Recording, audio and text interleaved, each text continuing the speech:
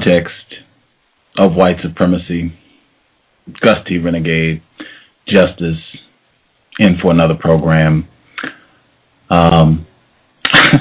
Uncle Ruckus, for those who are not familiar, we've done quite a few programs here addressing the folly in the Boondocks, and that was Uncle Ruckus.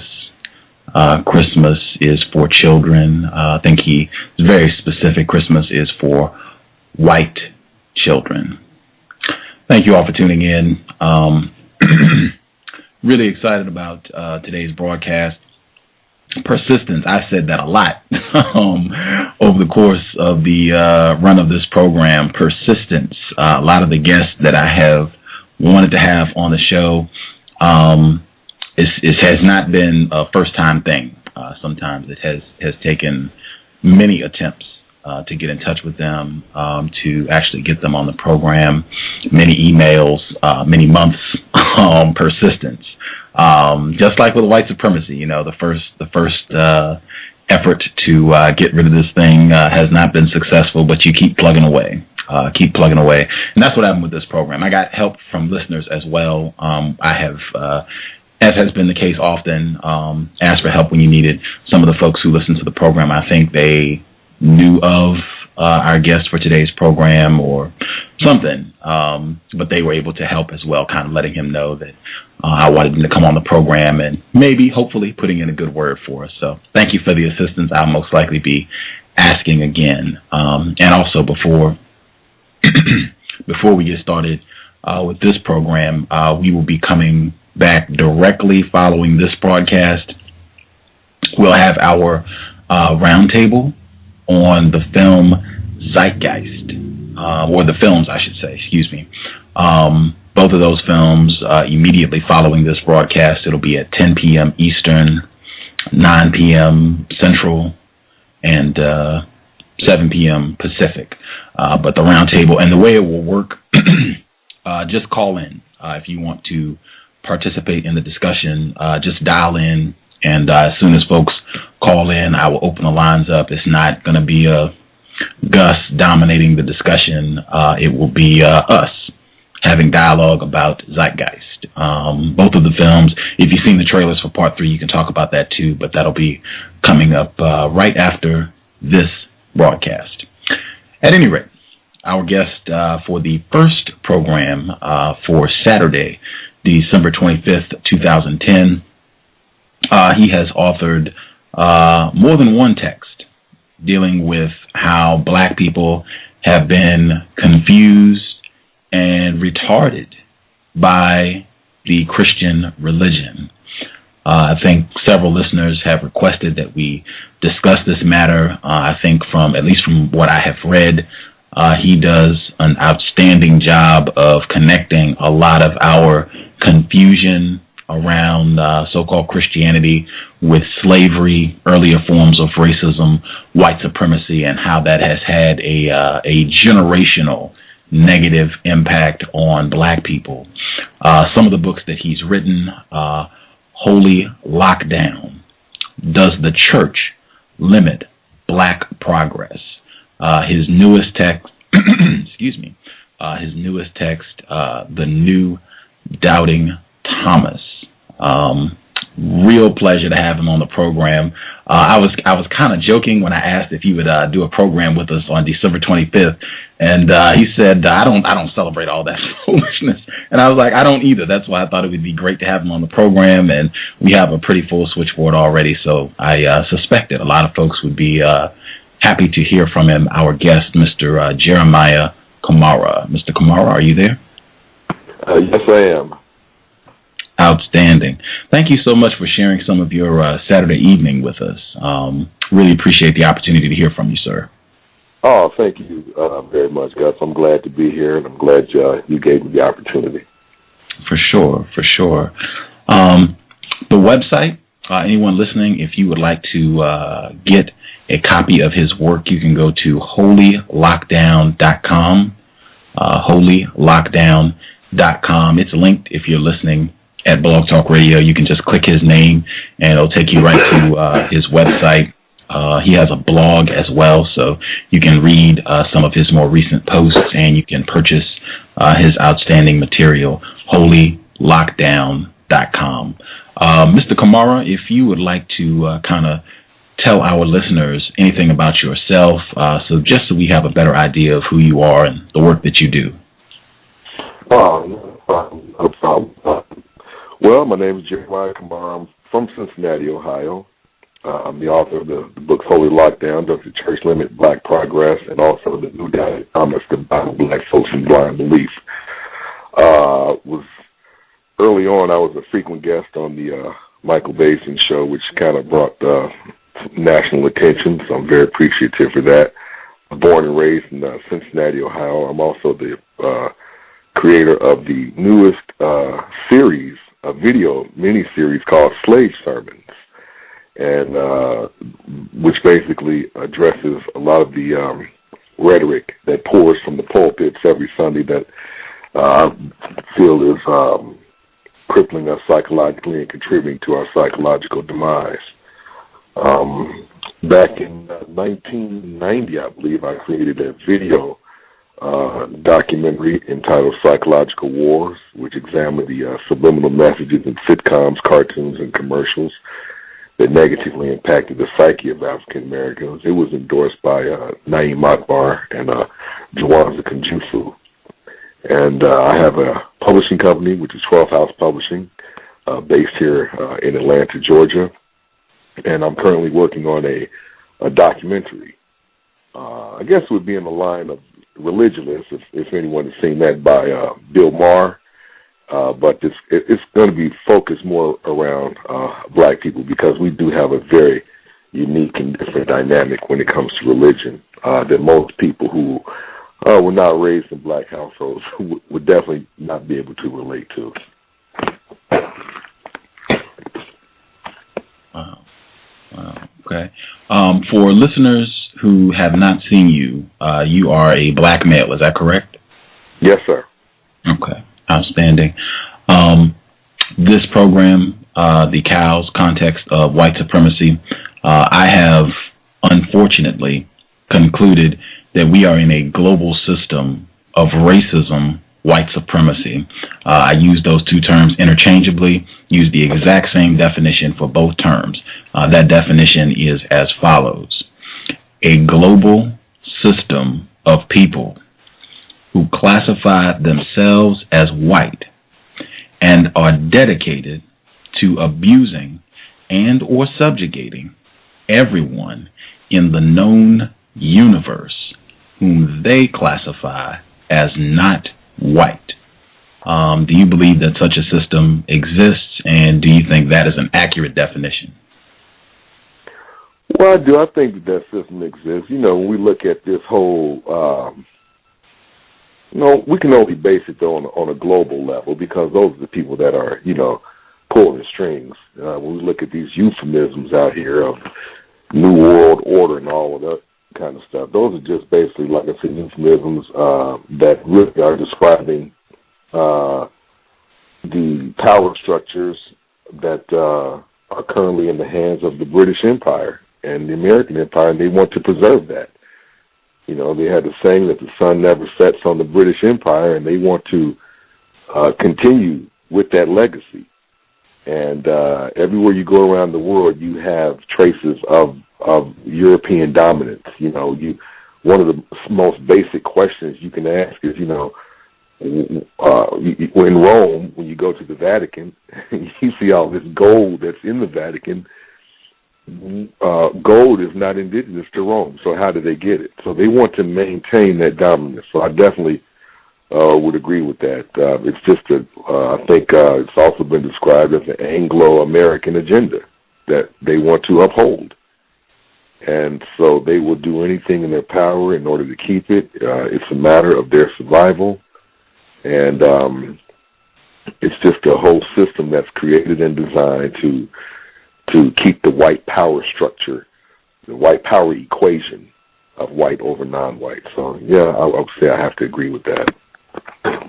I want you all to keep that in mind for program number 2 today. Those euphemisms that people use to cover up for the system of white domination. Keep that in mind. my co-host, Justice. I believe she is with us. Justice, if you're on the line and you have some questions you would like to ask Mr. Camara, your line should be open. Please feel free. Hello, Mr. Camara. What does Christianity? Hey, how are you? What does Christianity mean to you? Wow. Well, Christianity kind of means what we just described, global dominance. It was put here not for the purposes of indoctrinating people with spirituality or uplifting or enlightening people. It was put here as a control mechanism, as a great diversion to divert people into the hands of the government and Christianity, which is really essentially the same. There is no separation between church and state. The church and the government has always walked hand in hand. In fact, you cannot be a president or, even a member of Congress unless you are a professed Christian. And so it means dominance to me. It means subjugation. It means colonization. It means enslavement. It means psychological control. It means being brainwashed. And it also means a complete transformation of our imagination. It is the manipulation of the imagination. So those are just some of many things that Christianity means to me. Okay. Can you please explain to our listeners why you focus on Christianity? Well, Christianity, I would also be considered a black nationalist because my energies and my time and effort is geared and directed toward the upliftment of black people. And so Christianity, especially in this country, is the dominant race amongst black people. We were made to believe, which I call it make-believe. We had a shotgun thing with Christianity. There were laws that prohibited us from having any other belief system. And so I focus on Christianity because it is the dominant religion of this country. There were laws that were passed that made it mandatory, especially in Virginia, that made it mandatory to adopt the religious belief system of the dominant culture, and that happened to be Christianity. If our slave owners had been Hindu, then I probably would be focusing on Hindu. If they had been predominantly Muslim, I probably would be focusing on that. That is why I choose to focus on Christianity. It is a religion that has permeated the psyche of our people, and that is still prevalent today. It's still the fastest growing religion in Africa, which is being consumed with Christianity to degrees that are immeasurable. And so I think that we have to focus on that. Plus, it's all tied in with the three Judeo, Christian religions. Do you think white people are trying to use Christianity as a tool to confuse non-white people? If so, how? Can you repeat your question, please? Do you think white people are trying to use Christianity as a tool to confuse black people? If so, how? Well, when we use that term, white people, I don't want to classify all white people, of course. They wouldn't fall into that category, but I don't think I think they actually believe in their belief system. Because when they go around, they see images that look like them. You can paint Jesus white, you can dip him, paint him black, you can dip him in chocolate, but when you go to Walmarts and, stores like that, these named stores, you're going to see images of white Jesuses. So it appeals to them psychologically. If blacks and whites were two teams competing psychologically, whites would have the home field advantage. We have been inculcated with imagery. So I wouldn't say that white people in general are trying to confuse whites. I would just say that Christianity, because it has been linked through imagery with white people have already confused black people. We are in a state of confusion based off of that. So I don't say the average white person goes around with deliberate intentions of trying to confuse black people. I think that your average white who is a Christian actually believes in these stories, as evidenced as today, this holiday. They actually believe that there was a man named Jesus and he had white skin and he was born on December 25th. Now, if we buy into that paradigm, then it doesn't matter what their intentions are. We are confused just by accepting that paradigm. That is a very confusing, convoluted paradigm in and of itself. How is Christianity affecting you as a black male now? It's not, other than the fact that I have to spend my time to try to, just create a different paradigm. Christianity doesn't affect me. I do not consider myself a Christian, and so therefore it doesn't affect me. But I am affected by Christianity, unfortunately, because those that are around me, most people that I come in contact with, are indeed Christians. And so it has an effect just in terms of those. It has an effect on me when church is let out and the traffic here in Atlanta is in a gridlock. That has an effect on me. It has an effect on me when we talk to people who are basically in a mental health crisis with, some of the things that they believe. It affects me when some of your friends disassociate themselves with you because of your belief system. But in no way am I saddened by this. I'm very liberated. I'm very happy to wake up a free, sovereign, free-thinking individual. But those would be some of the ways that Christianity would affect me. I would say more indirectly than directly.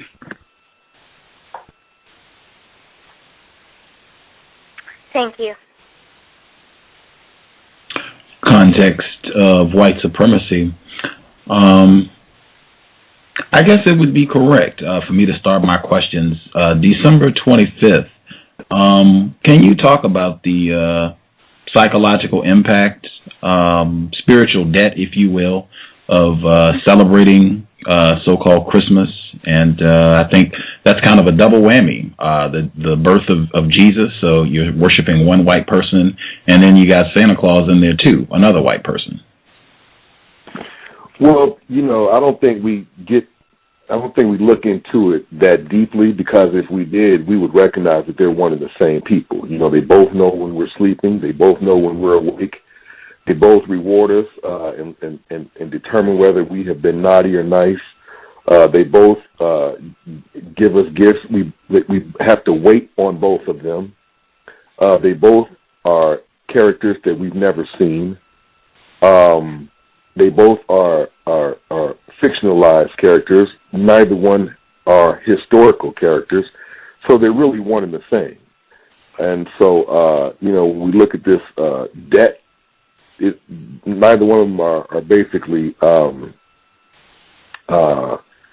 substantive. They have no real value. And so I really don't see a big distinction. It's just that Santa Claus is not in the Bible and Jesus is throughout the, exists only throughout the New Testament. But in terms of their characteristics, there's not a whole lot of distinction between, Santa Claus and Jesus. And so you have people who have yet to understand that when you look at Mithras, who probably was the last great mythological savior that existed prior to Jesus, who existed in Rome, it was a very seamless transition from Mithras into Jesus, because they were both born on December the 25th. They both were born of a virgin, and they both considered themselves the light of the world and the sons of God. So when Christianity was created, it wasn't a big leap for Constantinople or the Roman Empire at that time to switch gears and accept Jesus, because he had many of the same characteristics as Mithras did. So this day, December 25th, is also a day that is shared by many other, mythological saviors. Wow. Would you, I guess any of our folks who are listening in who have children, would you encourage black people to, just what would your thoughts or suggestions be around Christmas and how you celebrate it, if you should celebrate it at all? Well, I mean, Christians, I find that many of them can be very contradictory in their statements. They espouse the idea that truth can make you free, but at the same time, they uphold a lie on Christmas, and you work hard all year round, and then you attribute it to a bearded white man coming down your chimney. And so I think that if you, just raise your children and not be afraid to tell them the truth, I think that's the best way. I mean, my children are grown, and we never had a tree. We never put lights out, and they are not axe murderers. They are doing fine. They are very giving. We show them love. We show them Christmas throughout the year, and they have not felt deprived, and we're not going to let one holiday dictate our actions, with our friends, children, or families. So, I mean, if we really believe that the truth will make us free, then I think it's time that we start telling the truth. If you work hard, then give the credit to yourself. Say, hey, look, your mother and I worked hard to give you these presents, and that's where they come from. But you don't have to set aside one particular day. Those who celebrate Christmas, however, let me add this. I have no problem with it. My job is to present truth to you through my art, through my books, through my writing, through my presentations. And if you can find something of value in there that you can use to empower yourself, to better yourself, to enlighten yourself, then by all means feel free to take it and use it. But it's not my intentions to act as a proselytizing agent to convert you from this or that, or to persuade or dissuade you. My job, like I said, is to present the truth. So, but these are my views on Christmas, which is just a dead day to me. Nothing's open, but I enjoy time, spending with my family, and I've just been truthful with them when it comes to that. And my children have not missed out on anything. Context of White Supremacy. Our guest, Mr. Jeremiah Camara. The website, holylockdown.com. You have a blog post where you talk about why you focus on black people and how they have been impacted by Christianity. Can you elaborate on that with our audience? Yeah, sure. We definitely have a different relationship, with Christianity. We were told that the Bible was the roadmap to eternal life, and we were told that if we accepted Jesus as our personal Savior, then all would be fine, and we would live, a life free of the miseries and constraints that we had experienced during our enslavement period. But we found out that this was not the case, because we ran into an extreme paradox, which on one hand suggested that Jesus was the collaborator of our physical enslavement, yet the liberator of our souls. And so that was a very perplexing paradox that we had yet to juxtapose. In other words, Jesus was used as he approved of, or the way that we were taught this during our enslavement period, is he condoned our physical bodies to be enslaved. But if we believed in him, then he would grant us the opportunity to dwell with him freely up in heaven. Now, in the midst of all of this information that we had to process and digest, we were then provided with imagery that reflected in appearance, our oppressor. And so for many years, to make us feel better and as an ego defense mechanism, we try to approach the Bible with a new hermeneutics. We created characters in the Bible who looked like us, and irrespective of the non-historical reality of these characters in the Bible. 82% of African Americans are members of churches, and the church has really followed us throughout history. We've used it as our place to strategize during the Civil Rights Movement, and the church is the lead character in the black community. But it's easy to be the lead character in a movie when you're the only one in it. That is the only institution that exists today where blacks have complete control of the operation. Before we were given that complete control, however, we were under the supervision of whites on the plantation. There was no early preaching without the presence of the white overseer to make certain that what we were preaching had nothing to do with insurrection. And so after we were given the green light to worship on our own and create churches, we have still been creating churches to this day. So we continue to do so. So we have a very unique dynamic relationship with religion that other groups just have not experienced. And so when you visit black communities around the country, they are inundated with black churches, and it is a stark contrast to see black communities filled with churches, but yet all of the goods and services are being sold to us by non-blacks. We have over 85,000 predominantly black churches in this country, and at some point in time, we have to ask ourselves, what is it doing? How are we being affected by this, negatively or positively? What actually is it that we're doing beside stirring us up emotionally, making us feel better, giving us temporary fixes, conditioning us to lean on the everlasting arms, et cetera, et cetera?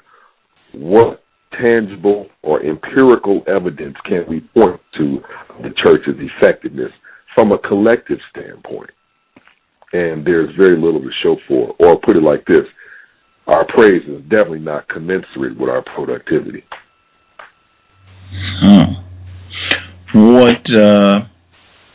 Okay, I'm just going to push back. So what about the people who would say the church has been the hub of black people's effort to combat racism, white supremacy? The church was the center of the so-called civil rights movement.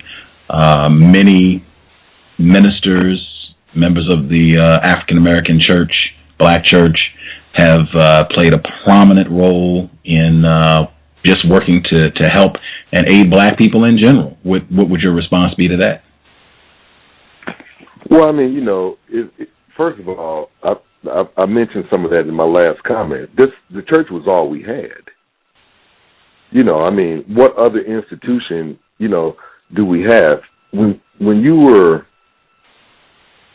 prior to the church, you were called a boy. You were a boy, you were an uncle, etc. But when you were in church, you were Deacon Jones, you were Reverend Smith, you were Minister Johnson. So it gave you a status in the community. It elevated you to a level of respectability. But the church, however, is a building. It's not the tenets of Christianity that we can hold responsible for the progresses that we have made. When a person is in pain, they say, ouch, no matter what they believe in. It is a sad commentary to say that it was Christianity that was responsible behind the progress we made during the civil rights movements, because if that was the case, then we're only as powerful as our belief system. And we know that is not true, because people have what's called self-determination. We know, we were fighting for human dignity. And I don't think that Rosa Parks or many of the other people who refused to sit on the back of the bus or pondered what Paul or Peter would have done prior to doing that. She was tired and her feet hurt, and that had nothing to do with religion. So the church is a building. We have created these buildings, and it's the main place. This is why you see most of our leadership have been minister this and reverend this and minister that, because these were the positions that we were afforded. You have many other positions, such as doctors and lawyers, etc., where you have to take a bar, you have to take an exam, you have to pass a test in order to be a judge, to be an attorney, to practice law, etc. But there is no such test to be a minister or a reverend. All you have to do is say God called you. And so it's an easy transition into this profession. And this is why about 65 to 70% of our preachers, their fathers were preachers, their grandfathers were preachers. So it was a seamless transition into the industry of the church.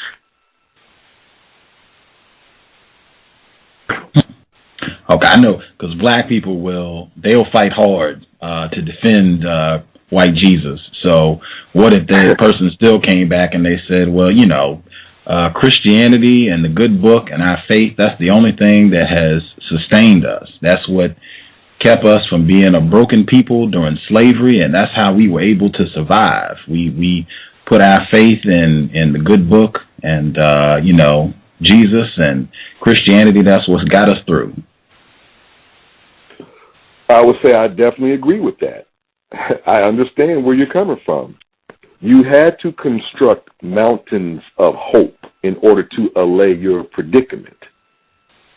As an enslaved person where there was no hope, it was very appealing to you to receive information that told you that one day all of this would be over with if you believed in this person in the name of Jesus the Christ. So that's very appealing to you. So I definitely agree with that. I can understand why they would say that. So, but you grow. You don't stay on the plantation psychologically. You grow and you move on. And you recognize that information that you received was intended for a time, place, and period of your life.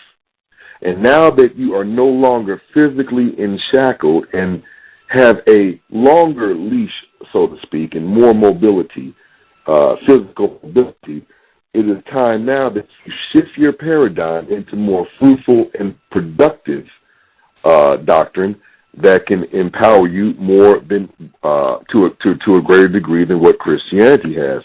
These, you recognize them as fairy tales. Jesus has been the last, or is the last myth standing. So we're no longer in civil rights. We're no longer enslaved. But to keep that hope of one day being in paradise, of waiting on the Lord and leaning on the Lord, that's a slave mentality that you have to recognize. And you have to grow from that. You have to build on your experiences. We don't stay there. We don't waddle in our experiences. We don't brag about our gift of longanimity. We move and we grow. And we recognize that the only constant in this universe is change.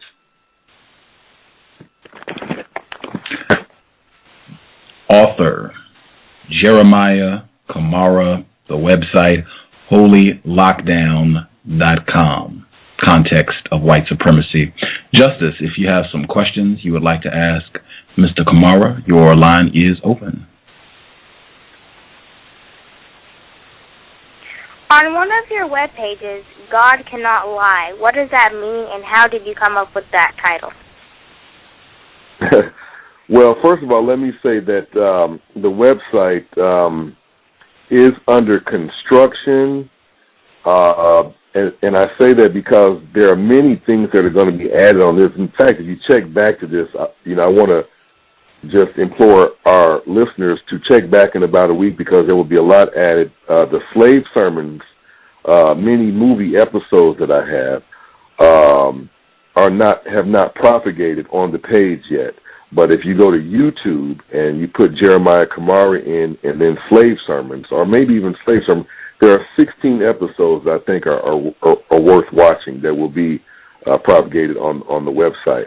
But that particular blog of God Cannot Lie, we hear that all the time amongst Christians, and I never really understood that because when you look at the Bible, if you read it in its entirety, there's rape, there's murder, there's the condoning of slavery, there's plagues put on people, there's cannibalism.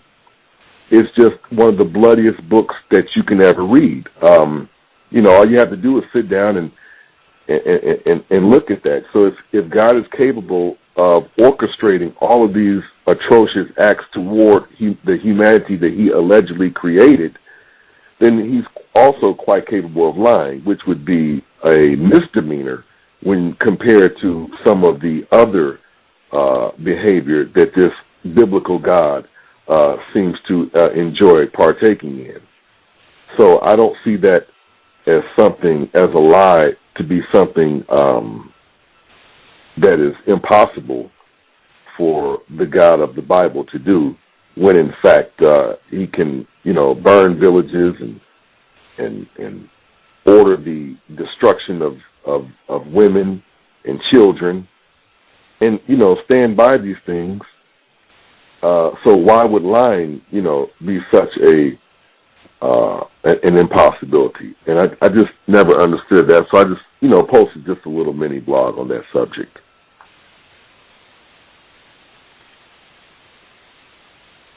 How is your videos and black people acting crazy in a church constructive in working against racism, white supremacy? How are my videos? Repeat that one more time so I can get the context of your question, please. How is your videos and black people acting crazy in a church constructive in working against racism, white supremacy? Well, I don't think that, acting crazy in the church is doing anything, constructive against white supremacy. I think you're playing into their hands. The Bible and the church, religion, Christianity, etc., are diversions to keep you off of serious matters. I have a chapter in my book, The New Doubting Thomas, that deals with the inordinate amount of time that black people spend in church. Our studies indicate that our churches are twice as long, twice as loud. We have twice as many members, per capita. And so it's playing right into the supremacist hands, because as long as you're focusing on the Bible and putting your hope in a man that resembles your oppressor, or one that has no historical value, no historical presence whatsoever, then you're basically just like a mouse on a spinning wheel. You're doing a lot of moving, you're doing a lot of shouting, you're doing a lot of praising, but you're not going anywhere. We are as dependent on our oppressor today as we were in slavery. In fact, you have more black men in prison than we had on the plantation. So we think that we're going forward. You think that you're going forward, but then you look at our HBCUs. How is it that the churches are prospering, but the HBCUs are suffering? That shows you right there our misplaced priorities. So, if you are concerned about your people, then you will put your money where it counts. If we, in fact, told black people in church, if blacks were told that the money was going towards empowering the black community, creating goods and services, you wouldn't get a dime out of them. But if you told them that the money is for God, then they're going to pay you. The money will come in droves. That gold plate will be passed around multiple times. If you told them that it was to empower their neighborhoods, they would want to know who's in control of it. They would remind you of the money, what happened to my money, where is it, who has it. But somehow the church has convinced us that God, who we claim is responsible for creating oceans that are 50 to 60,000 feet deep, creating mountains under the oceans that are higher than the highest mountains on earth, creating a sun which is 99.8% of the entire mass of the universe, creating a world which is 25,000 miles in circumference. When you say that this God is responsible for all of these things and created these things prior to money, how then does God need some filthy Federal Reserve notes in order to continue his existence? We have been brainwashed, we have been hoodwinked, and it has impoverished the black community, not only in terms of a monetary value, but it's also impoverished us psychologically, too. It has created a greater debt psychologically than a monetary debt. When people sneeze, why do you think people say, bless you? I don't think people know why they say bless you. They've heard their mother do it. They've heard their aunt do it, their grandmother do it. They've heard people on the train, on the bus do it. I don't think we know why. Maybe we can Google that and find out. Okay, thank you. Mm-hmm. Context of white supremacy. Mr. Camara, I'm curious as to how someone, comes to, particularly a black person, gets to where they write a book like this. Did you grow up in the church? What was your relationship with religion growing up? Well, I think my relationship was similar to most black people. But I will say that my mother was a churchgoer, but she was not very strict in terms of making my siblings and I go to church. After I graduated from high school, I moved to Cleveland, and I started to approach religion with more diligence on my own volition. But I, like most people, were told that you seek Jesus and all of your answers, all of your questions in life will be answered. And so I think that my interest in religion was pretty much the same. I sought Jesus as the answer. I sought the so-called Word of God because this is what I was told to do. But I cannot say that my parents were very avid churchgoers. We did attend church quite often, but it wasn't mandatory every Sunday. But as I got into things as a teenager and had setbacks and, trials and tribulations, like most teenagers are going to go through, of course, being in an environment mainly consisting of black people and hearing that whispered in your ear more so than other groups, I felt somewhat obligated to seek the Bible and Christianity, and I searched and became very close with several ministers and visited churches and had aspirations of becoming a minister. So I've been there, and I've been in Pentecostal or holiness and Baptist and Jehovah's Witnesses. I've gone door to door. I was in holiness studying, Herbert Armstrong and, people like that. So I was entrenched in the church. So I just probably would say that I ask maybe more questions than the average person, which kind of led me to, deviate from the course that I was on and ultimately write a book. Write 2 books, actually. Wow. The newest of those books, The New Doubting Thomas, The Bible, Black Folks, and Blind Belief. You can get that. Visit the website, holylockdown.com. If you're listening right here at Blog Talk Radio, you can just click his name, and it'll take you right to the website. Fantastic products, and the blog is outstanding. You talk about a concept, imprinting. Can you talk about that and how that relates to how Black people are programmed with Christianity? Sure. Well, there was a process, back in, I think it was the 40s.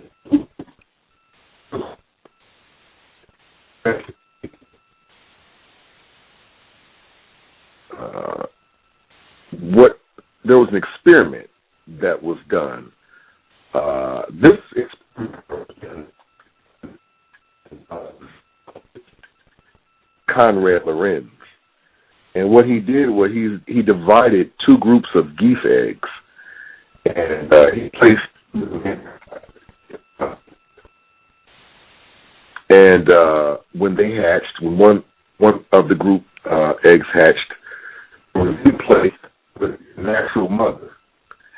They followed their mother's natural behavior in the wild.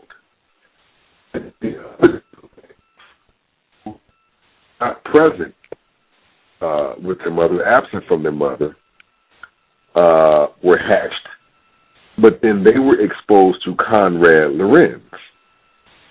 And so they began to court him. They began to identify him as their mother. They began following him out in the water and looking at him as a parental figure.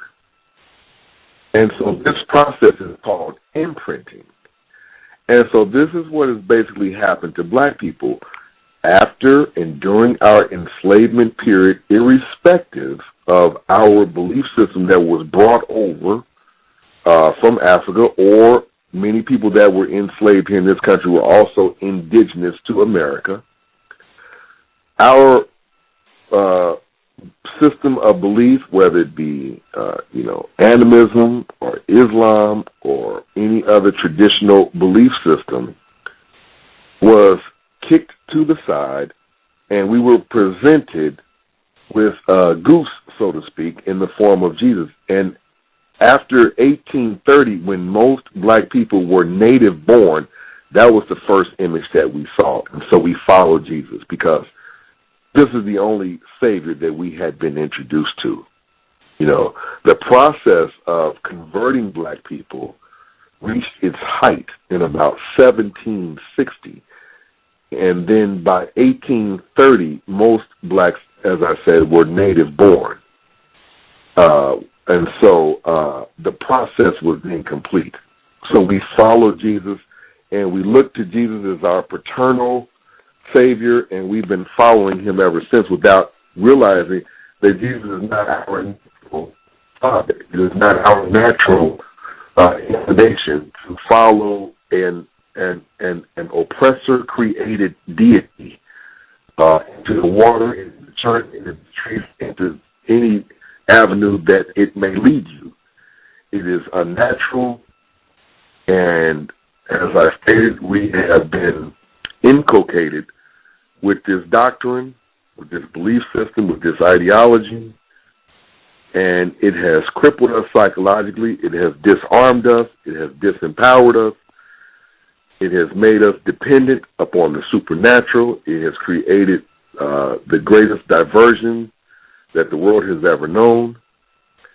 And, this is why I created slave sermons. Because when you go back and look at our history in this country, we have a visual history of our perceptions being altered through those means. Our perceptions, our imaginations, our paradigm, our models and methodologies that form the basis of our beliefs were mainly shaped through visual means because most of us could not read or write. So we looked at pictures. We looked at imagery. We were told stories and created pictures in our minds. And so I created slave sermons because if visual imprinting was the means by which we were altered psychologically, then it's going to take visual means to re-alter our perceptions.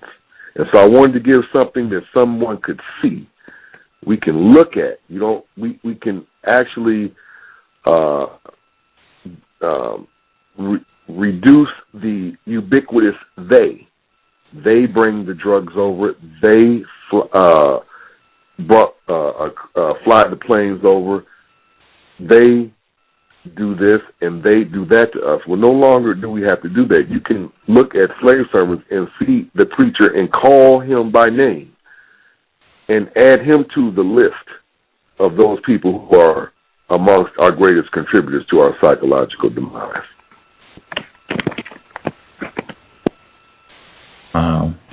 Wow. I guess for listeners, I included, for people who are listening at Blog Talk Radio, I have linked one of the slave sermons in the description. It's got the image of Good Times, is the still image. You can go to his YouTube page and you can check out all of the slave sermons. Can you give us a little bit more detail about what your purpose in creating these films is? Yeah, sure. It's one thing to talk about it. I've done several lectures around the country. It's another thing to write about it. Unfortunately, many of our people, sadly to say, do not and have not developed at this point an appreciation for the written word, with the exception of the Bible. And there are many people who will go to church and actually hold their preacher up in esteem and support the sermonic rhetoric that he espouses every Sunday, and will look at you like you are crazy when you begin to criticize that same preacher that they have endeared themselves with, that they hold in such esteem, that they have such a deference for. And so one of the problems with that is that things that are very close to you are often the most difficult things to actually see. Just like if you have a piece of paper and you hold it in front of your face, you really can't see the words until you pull it back from your face. And so we have to have an out-of-church experience to actually see what's, the rhetoric that is spewing from the pulpit in these various churches. So I wanted people to actually see, because I've had women, call me up and say, wow, I never looked at it like that. That is my preacher. And I didn't, at the time I was there, I didn't realize that what he was saying was detrimental to me. I didn't realize that that this was contributing to my enslavement, that this was discouraging me from being a sovereign, free, and liberated individual. And the reason is because they were so engaged in the emotionality of what the preacher was saying. Preachers are masters. I had an opportunity to take several classes at Interdenominational Theological College here in Atlanta, and it was one of the best things that I decided to do because I got a first-hand teaching on some of the tricks and techniques and tactics that are used in the church by preachers, because I was in class with future seminarians. And so I know that these preachers play games. I know that they're taught to preach to the itching ear. In other words, don't tell people what they need to hear. Tell them what they want to hear. I know how they are masters at creating a problem and putting us in the clouds. One specific episode is episode number 7. When you go there, you'll see it's called Storm Chasers. Well, preachers deliberately put us in the cloud, like episode 7, episode 12, in order to rescue us. So they cannot save you unless they first put you in a position to be rescued. They put you in the clouds because it then gives the preacher an opportunity to rescue you. And so there are a lot of techniques and tactics that are used by preachers that are unsuspecting to the general public and the parishioners. And so slave sermons gives them an opportunity to see things in a perspective that they ordinarily wouldn't have.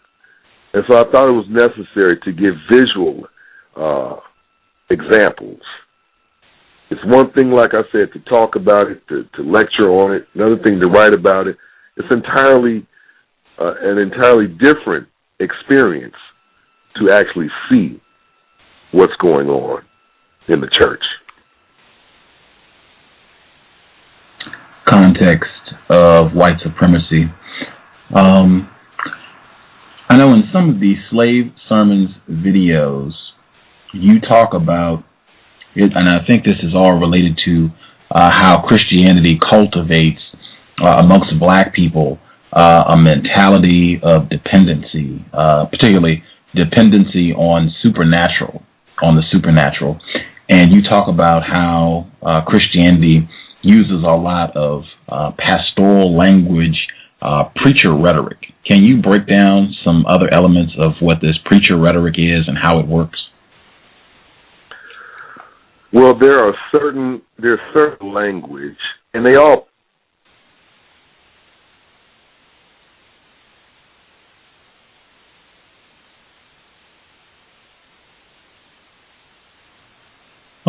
I think Mr. Camara, are you still with us?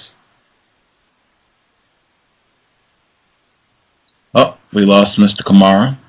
His line dropped out. Hopefully he will bring us right back. Thank you all for hanging in. Oh, I see him. Mr. Camara, are you with us? Yes, sir. I think we got disconnected there. Yes, sir. We got you. Okay. Just to continue on with that question, there is a lot of language that is basically similar to the language that we've heard, since we were 5 years old. We're basically familiar with, the same rhetoric. He'll be there. He's a doctor in the sick room, a lawyer. He may not in the courtroom. He may not come when you want to just wait on the Lord, et cetera, et cetera. It may be worded differently, but it's all regurgitated, reprocessed, recycled rhetoric. And preachers have to learn what specific rhetoric can push specific emotional buttons in people. And they learn this in seminarian schools. They learn this by watching. I have several episodes that will be coming up in the near future that speaks directly to this. But out of, no matter what they say, it all goes back to leaning on the everlasting arms of Jesus. And one of the most erroneous concepts, one of the most disheartening things that we've heard in church is to walk by faith and not by sight. That has been the beginning of our mental health crisis. There's no other animal that you can convince to walk by faith and not by sight. All animals have their ears perked have their tails up, have their eyes open for tricks, for danger, for things that will take their, that will have an effect on their instincts and their curiosity and their intuition. Well, the human animal is that way also. We are equipped with senses and intuitions and instincts that protect us and that we need in order to maintain our humanity. But when someone tells you to walk by faith and not by sight, that is one of the biggest tricks that we've ever been told, because it just goes against human nature to do that. But we don't recognize that because we've been made conditioned to be afraid. And so if I don't do this, something terrible is going to happen. If I don't go to church, something terrible is going to happen. If I don't believe in the Bible, something terrible is going to happen. And not to proselytize or to convert, but I would suggest that you take that step. Nothing will happen. In fact, you will be liberated. You will be empowered because you are holding on to something that is not backed by anything in the first place. It's just like the dollar bill. The dollar bill is not backed by anything. It's an instrument of debt. Jesus is not backed by anything. There is no historical evidence. There is nothing we can point to. No one has wandered in the wilderness for 40 years. There has been no exodus. No seas have been parted. In fact, their main scholars in Tel Aviv who teach at the Hebrewic universities there, in the likes of Israel Finkelstein and Lawrence Schiffman have even admitted that the cities that Joshua and David and Saul allegedly conquered never even existed. So if you take that first step toward truth and recognize that the Bible is not an authentic document, but a retelling of pre-existing myths and legends, you will, in fact, become liberated. You will become liberated, on days like today, Gus, on Christmas, where you didn't have to be part of that crowd, that traffic, that desperation to run and get a last-minute present. You wouldn't have to look like a person who needs their head examined by having a tree positioned up on top of their car, a tree which belongs in the forest, which belongs in the woods, which belongs where it actually is. But to take that and chop it and put it on your car is insanity. But it is very difficult to see that insanity when you are very close to it. You have to step back and be contemplative and pensive and analytical and see the fallacious nature of what you're involved in. Unless you step back from that, you'll never see it. You have to be objective rather than subjective. Context of white supremacy. Justice, if you have some questions you would like to ask our guest, Mr. Jeremiah Camara, please feel free. Do you think Jesus was a real person? If so, what is your proof? And do you think Jesus is a white person or a black person? Well, based on pretty much everything that I have been in support of during this conversation, I think we all can surmise that I do not think that Jesus was actually a person, a historical person. There is nothing historical that we can point to. As a matter of fact, and you'll probably this will probably come up in the next segment of your show. There have been many. The typical answer, the typical number of saviors that preceded Jesus is 16. I've come up with more than that. I'm at around 22, 23 saviors that had the same story. A mother named Mary, or a derivative of the word Mary, died on the cross, called themselves the light of the world, ascended to heaven, was born of a virgin, etc., born on December 25th. you have to understand that the Old Testament is basically Jewish propaganda. If you look at the Jewish nomadic experience, they were nomadic people who were being kicked off of every piece of land that they set foot on. And so they needed to come up with a means to find a homeland.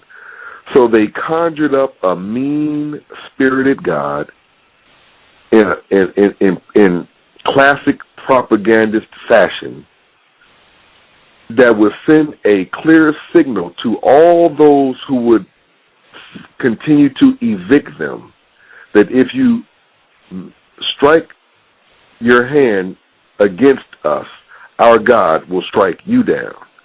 If you rise up against us, our God will smote you. Our God will destroy you. And then they conjured up in Genesis chapter 12, verses 1 and 3, how God promised them a homeland, how God promised Abraham a homeland. Abraham is basically just a carbon copy of the Indian patriarch Brahma. In fact, if you look at the anagram, the spelling is nearly the same. They have very similar stories, which I expound on in my book. So if I was to worship Jesus, then I would have to worship the 2 dozen or so more that preceded him, dating back to 2,000 of years. So it's not a matter of me thinking or believing that Jesus is. I know for a fact that there was never a man named Jesus who walked the face of the earth. The evidence is irrefutable. The documentation to support that is insurmountable. It is a subject that is really non-debatable. And for those who otherwise would continue to cling to a mythological story of a Jesus despite the overwhelming evidence to the contrary, is basically motivated by fear. You have to understand that many of us go to church because we are afraid not to go to church. But at some point in time, we have to move beyond that threshold of apprehensiveness and face the truth. Because these fairy tales, there's another video that I created called Fairy Tales on Fire. These fairy tales are actually going to set the world on fire. You have leaders around the world with itchy fingers that are using their biblical doctrines and their my God's better than your God pissing contest. They're using these as excuses to bomb, to incite wars, to enslave humanity. What's going on in Israel and Palestine has been going on for so long, and they are using their doctrine, their biblical, their erroneous doctrines to support this. And we all are affected by this toxic rhetoric, these toxic belief systems that put all of humanity in danger, that are threatening to annihilate the entire human race based off of the erroneous assumptions of what your God allegedly said. And we are putting the world in jeopardy with mythology. And we have to, change our paradigm. We have to become aware of what we're doing as a species.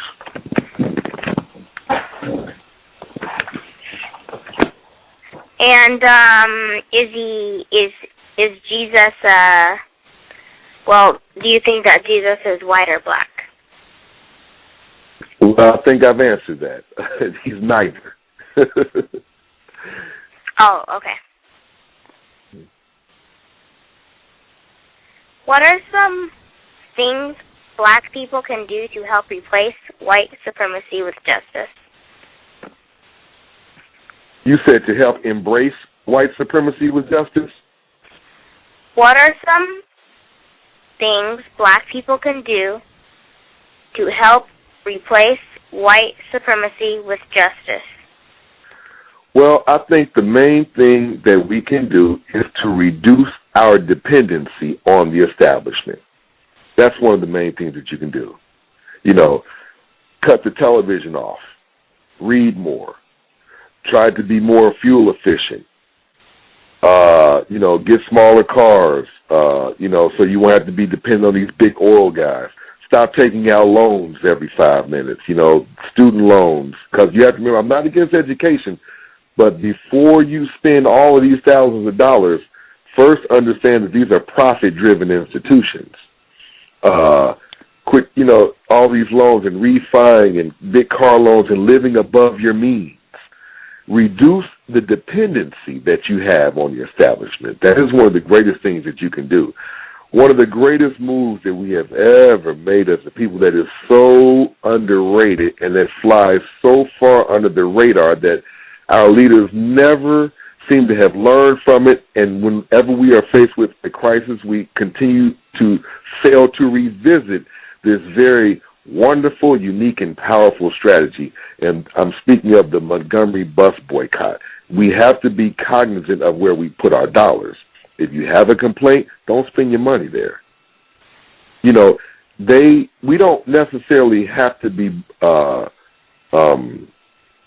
geniuses when it comes to economics, because they put all of this jargon in front of us and all these fancy bank terminology that kind of puts a distaste in our mouth toward money.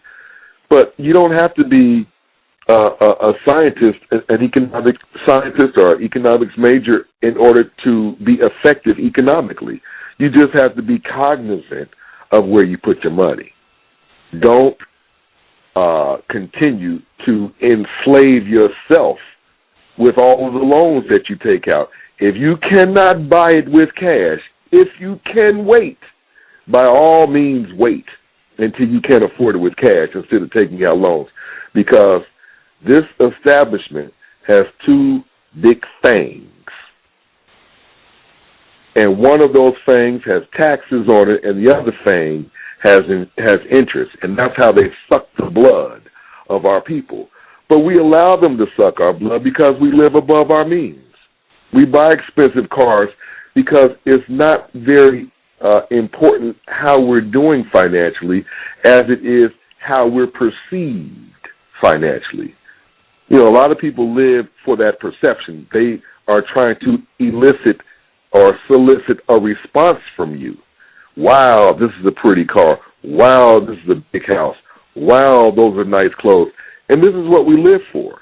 And it has enslaved us. And this all goes back to what Joyce O'Leary has said in her book, Post-Traumatic Slave Syndrome, about, how, the slaves were trying to impress one another. Oh, I'm in the big house while you're still out there in the field. But we're not impressing anyone. When we see someone who has a lot of material, when we see someone who has a lot of money, or someone that we know that has a lot of money, we cannot envy them. The reason is because we do not have enough information about that person to know how they are, or what kind of person that they are in character. We only know what they have. But if you are defined by what you have, then it makes you no different than the oppressor who enslaves you. So we cannot continue to live like that. So I would say, Justice, by all means, try every way that you can to reduce the dependency that you have on the establishment. Once you grow into consciousness, you have to cut the TV off to a large degree, because you can take one step in consciousness and that television will put you 2 steps in the other direction. Because whoever controls the images controls the definitions of these images. So they can tell us what beautiful is. They can tell us what the latest trend is. We can watch things like American Idol without even realizing that all it is a glorified Apollo. We can watch things like So You Think You Can Dance, which basically, the average, person on the street, the average black person in the community can dance and has a person in their household who can sing, and we get tricked. These are diversions. Sports is another diversion. As much as I love sports, and as much as my testosterone is just, reaches another level when I watch it, when I was watching it, we have to realize that this is nothing but a great diversion to keep us preoccupied with things that don't matter. We don't own the sports teams, but black people are still serving their original purpose, and that is making money for other people by way of their body. So we're no longer breeding slaves, we're breeding athletes. The plantation has now become the football field. So we have to be conscious of these things and reduce our dependency. That's how we can get our enslaver off of our backs. Go ahead, Gus. Context of white supremacy. I'm going to go get ready to hit the phone lines. A lot of people called in. If you have a question you'd like to ask, the number is 347-215-6071. For folks who may not have been listening to the cows for a long period of time, Dr. DeGrew, author of Post-Traumatic Slave Syndrome, she's been a guest on this program 2 times. You can go back in the archives and check out some of her work. I wanted to ask, you have a blog post where you talk about the tragedy with Bishop Eddie Long, also in Atlanta, Georgia.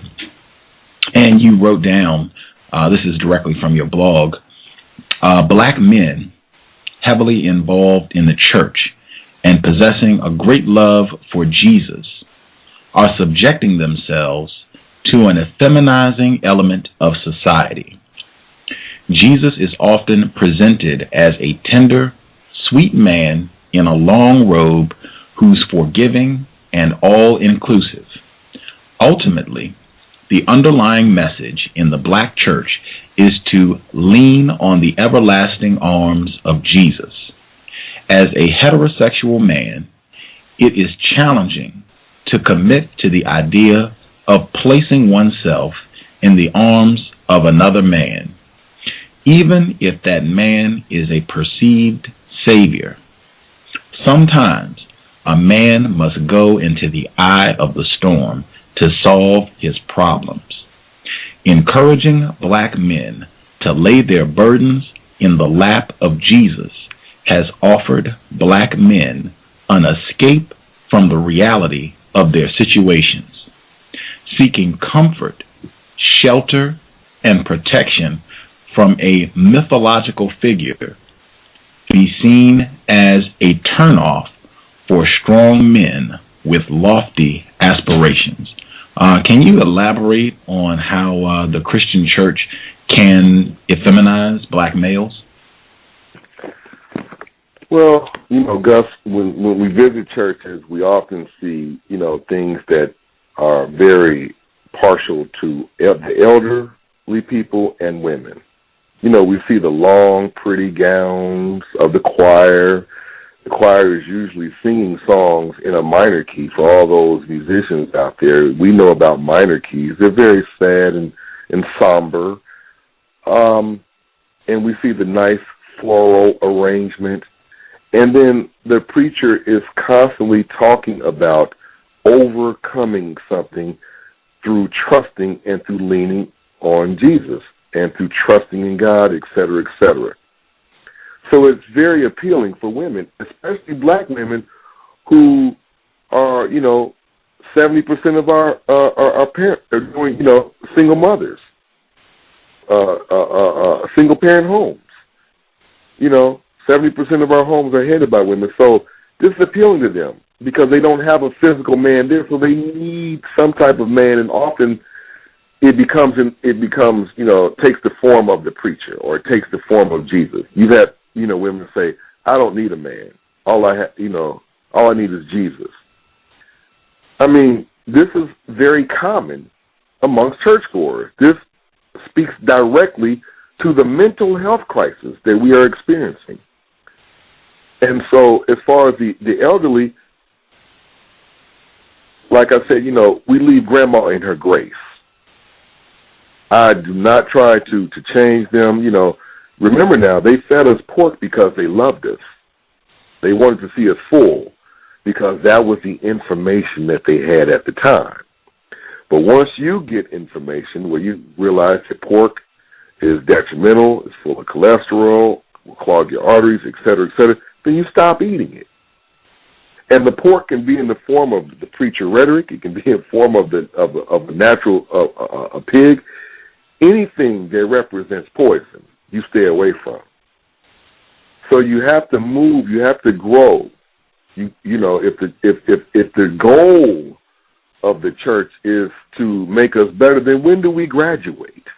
When do we get our cap and gown? You're not better after 65, 70 years. There's no empirical evidence that you can point to. You're still paying the same prices at the pump as everyone else. You still experience the same pain.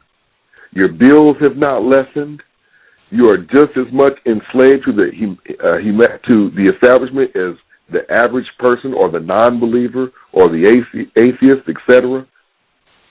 So, it's an effeminizing element because basically what we have to realize is that through years of being trained and conditioned to be afraid, afraid of getting caught running away, afraid of looking the slave master in the eye, afraid of getting caught reading, afraid of getting, having your family members sold. Over time, it has created a spirit of apprehensiveness. This apprehensiveness, largely rooted in fear, has created the perfect storm for religiousness, which requires that someone else gets behind the wheel of our lives and does the driving for us. It requires us to depend upon a third party. And this apprehension plays out in our inclinations to seek comfort, to seek security, to seek protection. And the greatest levels of comfort, security, and protection come from the church. And so this is a very feminine approach to life. I'm a man. I have a family to protect. I can't seek comfort. I can't lean. I have to go out there and make it happen. If an intruder comes in my house, I can't pray about that. I have to correct that through proactive means. And I just think that the church, with all of this sweet, tender rhetoric, has effeminized the black man. And, preachers know that. But they are not trained to preach what they know, what they think you should hear. They are trained to preach what they know you want to hear. And this is why you can go in any church across the United States and find the vast majority of women.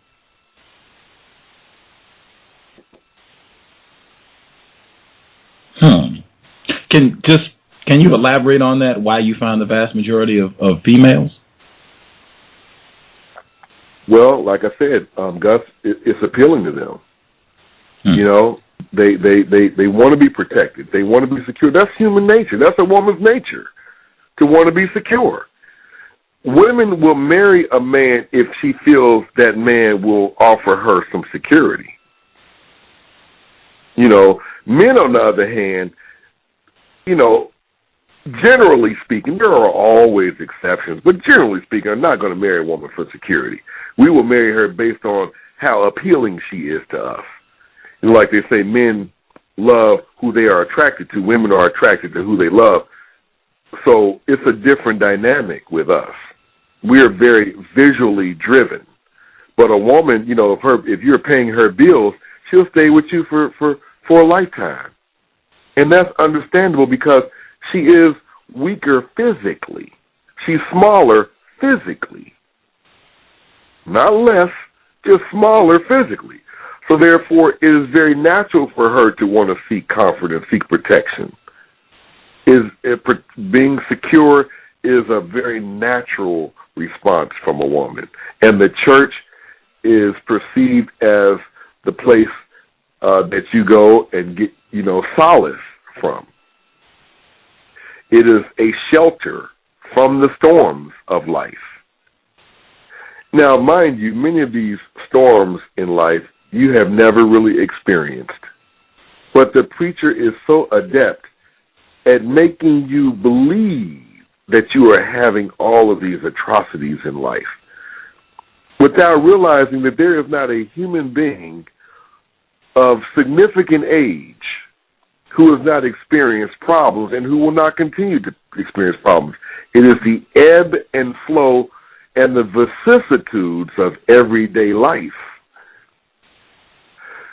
But it is how we react to these problems, how we respond to them, that will define us more than the problem itself. And so the church does not do anything for our cognitive ability to solve problems. It doesn't do anything for the logical faculties of our brain. It does not do anything for the analytical frontal lobe portions of our brain. It doesn't teach us to use that. It teaches us to pray about the problem. And if you pray and trust in the Lord, hey, He's already sent you the key to unlock the door. The Lord has already done this for you. He's already done this for you. That does not bode well for our cognitive, analytical approach to life that we need in order to solve problems. And then when you summon forth various leadership to address a problem in your community, the first thing that they'll do is say, let us pray. Now, when you do that, what you are doing is you are establishing a mindset that will now expect godly intervention to solve the problem that is human in nature. It will take human work, human sacrifice, human intelligence, human willpower in order to solve this problem. And it is, no wonder that black people are the most committed to the idea of godly intervention to solve their problems. And we're going to have to take another approach. We're going to have to recognize that we're going to have to lean on each other. I've got another slave sermon episode that I hope does an effective job at illustrating that point. Wow. Again, our guest for today's program, Mr. Jeremiah Camara. Please visit the website, holylockdown.com. Again, holylockdown.com. You can, if you're listening at Blog Talk Radio, you can just click his name and it will take you right to the website. You can pick up a copy of the book, the brand new book, The New Doubting Thomas, The Bible, Black Folks, and Blind Belief. Man, Jeremiah Camara. And I got the YouTube page. It's linked. You can check out one of the videos right here in the description. And if you want to visit his YouTube page, it is Camara714 at YouTube. Camara, Camara 714.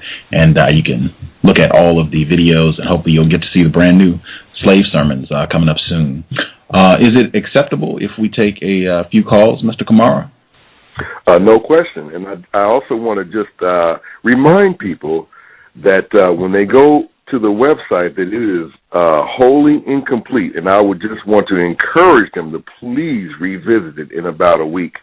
It's going to have a lot of nice features that have not been added, a lot more blogs. You will have icons of all of the, slave sermons, so you can really stay on that page and, really peruse the website to a greater degree than is available for you now. But there are still some interesting things on the site now, but I just want you, to encourage you to be patient. that to revisit it in about a week, and it's going to, have a lot more to offer. But sure, I definitely welcome phone calls at this time. Okay. holylockdown.com. Person who called in, last four digits, 5301. 5301. Did you have a question for Mr. Camara? Yes, can I be heard? Yes, sir. Good evening, Mr. Camara, and thank you for sharing. Good evening, Gus and Justice as well. I thoroughly enjoyed yesterday's program with the children. Wanted you to know that as well. My daughter's angry she didn't get the call in. Now, about today is what's called Christmas. There's a program on Blog Talk Radio called The History of Christmas in America earlier today. So I was listening to it, and the individual appeared to be a pastor, or what I would call a sermonic strategist. And he was going on and on and on about the history of Christmas in America. So I called up, and I said to, and I guess his purpose was, he was talking about Christmas as it's celebrated as a pagan holiday. So I called up and I said to him, in the spirit of what you believe as Jesus Christ, having been an individual who gave his life and was an individual whose ministry was about love, don't you think that it would be, and you're talking about the history of Christmas, don't you think that it would be constructive to acknowledge that 59 years ago, on Christmas Day of 1951, Harry T. Moore and Harriet V. Moore were both killed in their house in Titusville, Florida. And he was an individual who was a Christian who preceded the civil rights movement and was an individual that actively was engaged in many of the things that you talk about Christ would have wanted you to do, and yet and still this individual was spending all this time talking about all this other stuff. So when I asked him that, he immediately began to get very upset. He started talking to me about Martin Luther King and all this other stuff, and Rosa Parks, and I said, sir, none of those have anything to do with what I'm talking about. You said you're talking about the history of Christmas in America. This is an incident that happened in America on a Christmas day, and it happened to an individual who was of the Christian faith. Don't you think that it's constructive that we have a conversation about that as well? And he immediately got very upset. So one of the things I'd like to ask you is, how do you deal with individuals that respond in that sort of way, that don't want to have any dialogue about any other thing except their doctrine? Well, of course, thanks for your call. I appreciate you calling in, and I'll just try to address that by stating that you're going to run into that all the time, and the way that I deal with it is to make sure that I start from the right premise. A lot of times when we find ourselves in arguments, we have kinks in our armor because we start from the wrong premise. So if you take things down and dissect them and break them down to the lowest denominator that they, to the greatest degree that they can be broken down, you really don't leave people who are espousing erroneous assumptions a lot of wiggle room. So you just use the right premise. But I would also say exercise patience. Let's not become argumentative, which I have found myself be guilty of when I first started, into this awakening period. It's natural. You want to defend yourself. But I would say to be as humble as possible and just state the facts, and whatever facts that you state, use a premise that is so basic that they just cannot, it's irrefutable. One premise is, I think I mentioned that earlier in the show. How did the gold wind up in Rome? How does one of African descent wind up receiving their spirituality from books called Romans and Hebrews and Corinthians? Please explain those things. Explain to me how why blacks, was a mandate by law to adopt the spiritual paradigm of the dominant culture, and how blacks had to convince their slave masters. We had to convince them that we had seen the light and heard the voice in order to receive a less harsher punishment. Explain that. And then explain to us how when we were first introduced to Christianity, we showed a tremendous amount of resistance. If it was so righteous and so organic for our spirit and so natural for our souls, then why do we put up such a fight? Why do we resist it to that degree, to such a degree, to where there was bloodshed? So you start from those things and see if they can answer those things. And if you get caught up in a whole bunch of historical dates and things like that, they can just dismiss those and they can just cling on to it. But it's very hard because you're dealing with faith. So faith, like the song by Michael McDonald, he said, "What a fool believes, no man can change that." I don't remember the exact word, but he said, what a fool believes, no man has the power to change that, because it's based on faith. It's not based on logic. It's not based on common sense. It's based on faith. And if you notice, faith is the only word in the Bible that is described in dictionary terminology. It is the substance of things hoped for, the evidence of things unseen. And the reason why they spent a great deal of time to really explain that in Webster style is because that they knew it would ultimately be problematic. They knew that people would challenge their brains. They knew that people would challenge them academically. And they knew that the Bible, from a historical point, would have so many holes in it, and you could poke holes in all the rhetoric. So they made sure that none of that mattered, that all that mattered was how much faith that you had. Faith is the substance of things hoped for, according to the Bible, the evidence of things not seen. So it's very difficult to argue, but I would just say make sure that you start from the most basic positions of your arguments and be humble, don't be argumentative, and always come in the spirit of love.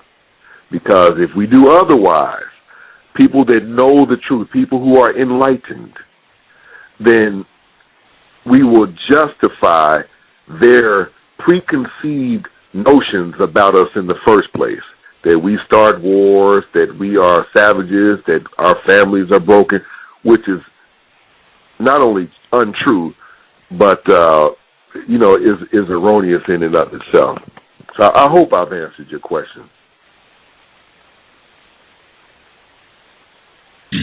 Thank you, sir, for dialing in.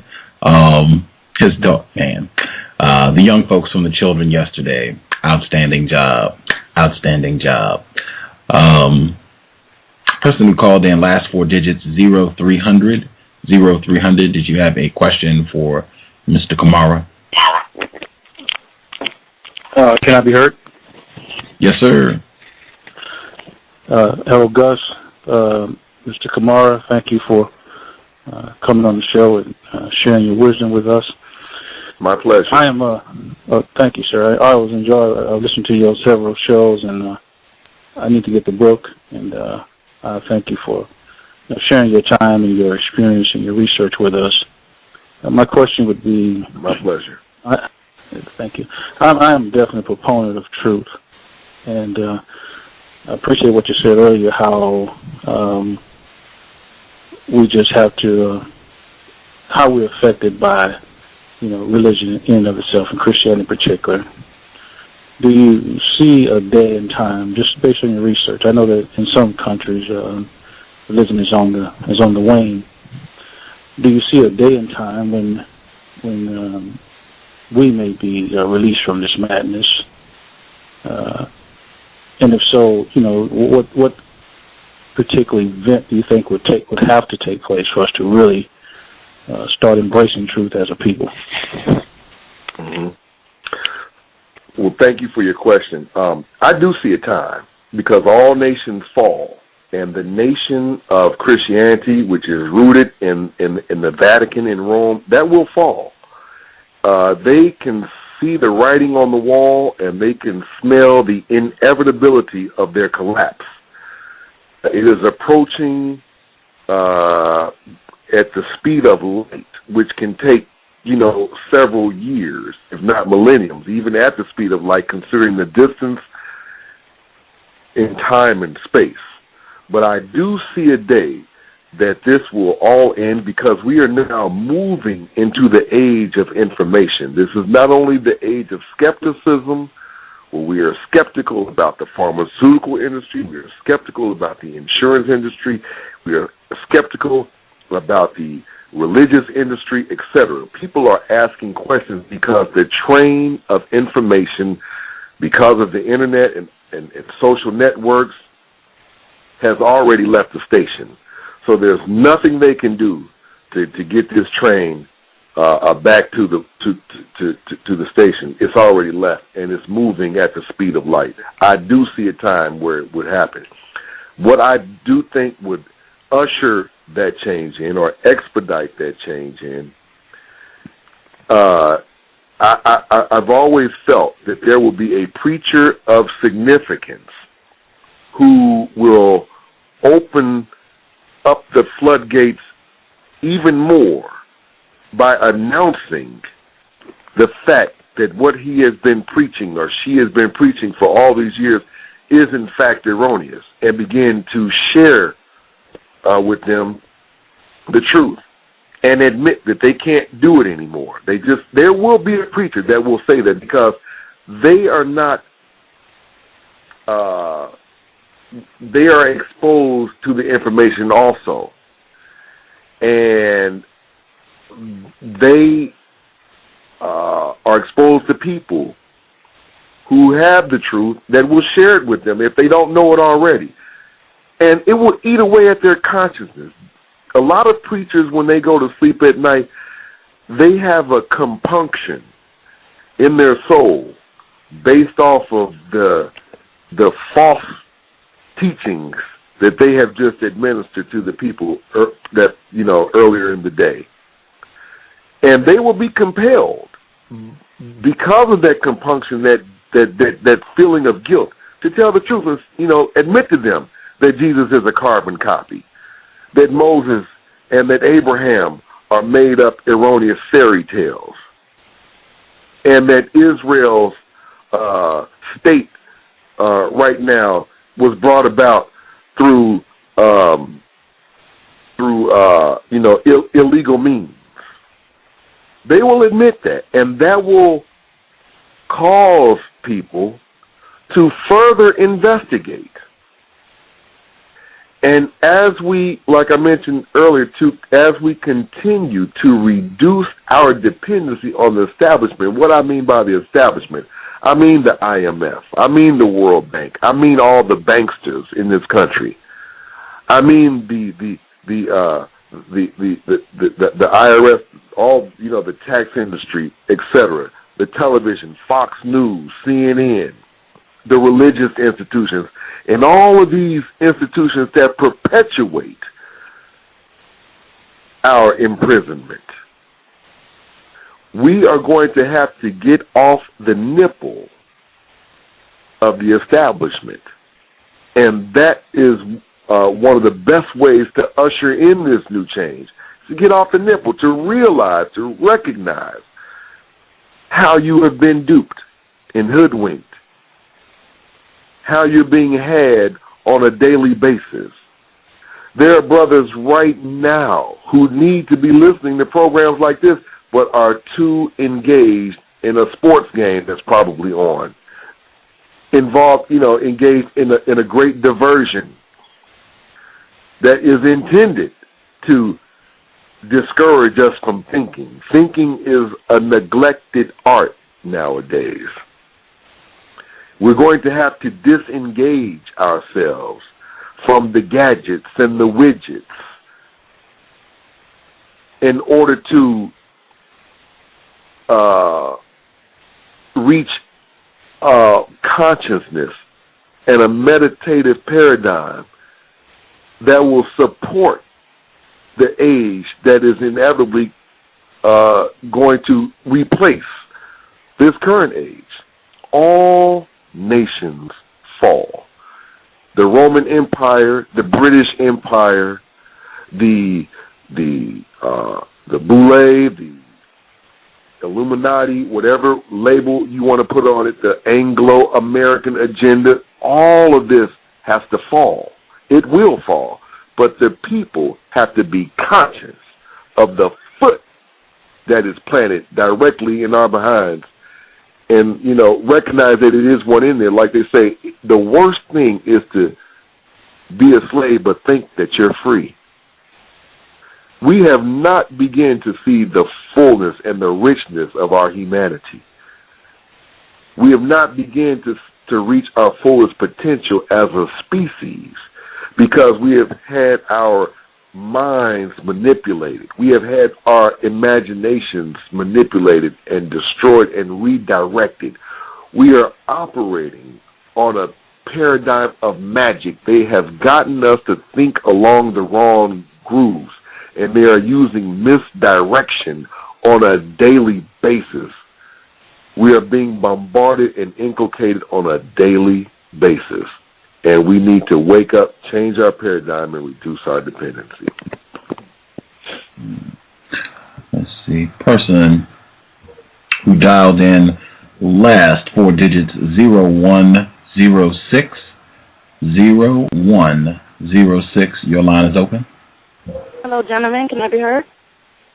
Yes, ma'am. Hi, Mr. Camara and Gus. Thank you for having this show.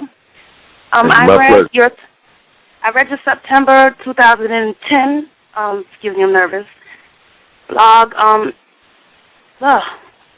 your blog post, and it was on point. Mm-hmm. Women in my family are looking for books, in love with Jesus, and when they got men at home. It is totally out of order. And Gus, I thank you for this show. This show has taught me more about white supremacy in the last 5 months than I've ever known in my whole life. Thank you, gentlemen. Thank you. Thank you. Thank you. Glad to hear it. Hope we can get more non-white people on that. Person who dialed in, last 4 digits, 0160. 0160. Did you have a question? Hi. No, actually, I just have a statement. I did go to the website, and I tweeted out the page, but it's telling me that I'm curious to know if he's on Twitter, because it's telling me a user does not exist, and I'm trying to follow him on Twitter. And I wanted to make a comment that I love his speaking. I sent you an email on your website, and there's so much that you're talking about that I've been feeling, and I don't find a lot of people who think this way. I wish I had people around me who thought like this. I feel like there's so much that we just do in life just because it's just been embedded in us to do. We do it just because we've been doing it for so long. Thank you.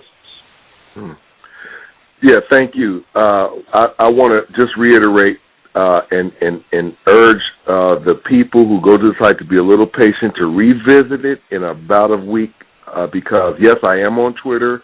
You can also visit me on Facebook.com/Jeremiah Camara and join me as a friend, and we can stay in touch. Right now there's a lot of connectivity on the website that is in flux, and a lot of these strings will be tightened up, like I said, in a week or less. As a matter of fact, today is a day that we're working to correct these issues right here. So be a little patient. Yes, I am on there, and if you check back in a week, I guarantee you it will definitely be up. So I do apologize for that having, but yes, I am on Twitter. You can follow me there. I have several speaking engagements that are coming up, and I'd love to have you as a friend, as well as all of our listeners, and stay in touch. So I'd encourage you to go to Facebook and become a friend, and we can maintain a relationship that is geared toward the liberation of our minds.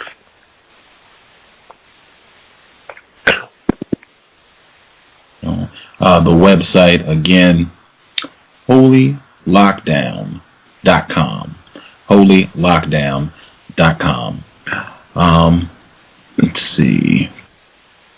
Person who dialed in from a blocked number, your line is open, and if you are listening, the live stream is going out in about 5 minutes, so if you want to dial in, 347-215-6071, and again, we'll be right back after this program ends, 10 p.m. Eastern, 7 p.m. Pacific, the roundtable on Zeitgeist, and I think some of these themes will pop up again. Person who called in from a block number, your line is open.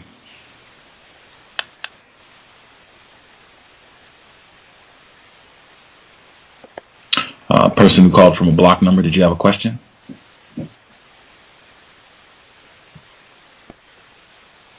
All right, I will assume they are just listening. Person who called in, last 4 digits, 1320. 1320, did you have a question? Yes, I wanted to know your take on religion with regards to mental slavery. Because a lot of what I heard is how you feel with regards to religion, the effects that it has on our community, and our general self-awareness. And I just want to know your take on religion as it relates to, I would say, mental and spiritual slavery. Okay, thanks for your call, your question. Well, as I had stated earlier, I believe that religion has done more to cripple us psychologically than any other institution, because the mental slavery is one aspect. It's taught us to be dependent, loss of time, loss of money, loss of logic, and actually crippled our perception. One comes into our community to see all the churches, but then see all the blight, see all the despondency, see all the deprivation that exists within our communities. It is perplexing and it's bewildering. Like I stated earlier, the notion to walk by faith and not by sight is the beginning of our mental health crisis. If they can convince you of that, then everything else is easy. The Bible has conditioned us to actually think that black people are homeless. When it promises Abraham a homeland, in Genesis 12, verses 1 and 3, when God allegedly promises Abraham a homeland, black people need to sit back and say, hey, wait a minute, how does that apply to me? We've never been homeless. So to believe that you can circle a building 7 times and it falls down in Jericho, to believe that you can look back, a woman look back and turn into a pillar of salt, to believe that God sent 2 bears to destroy 42 children because they teased Elijah's bald head, to believe that Joshua made the sun stand still, to believe that a man parted a sea,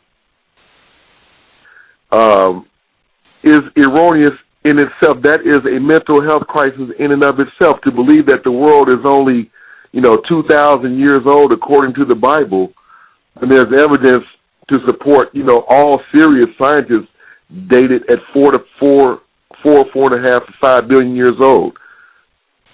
To believe that there was actually an exodus out of Egypt, when in fact there's not in their history. There were not a people called Hebrew in 1300 BC, allegedly the period of the Great Exodus, and pyramids are not mentioned in the Bible at all, which is inescapable. There's no way that you can be enslaved in Egypt and the word pyramid never exists, never come up in the Bible, or Sphinx.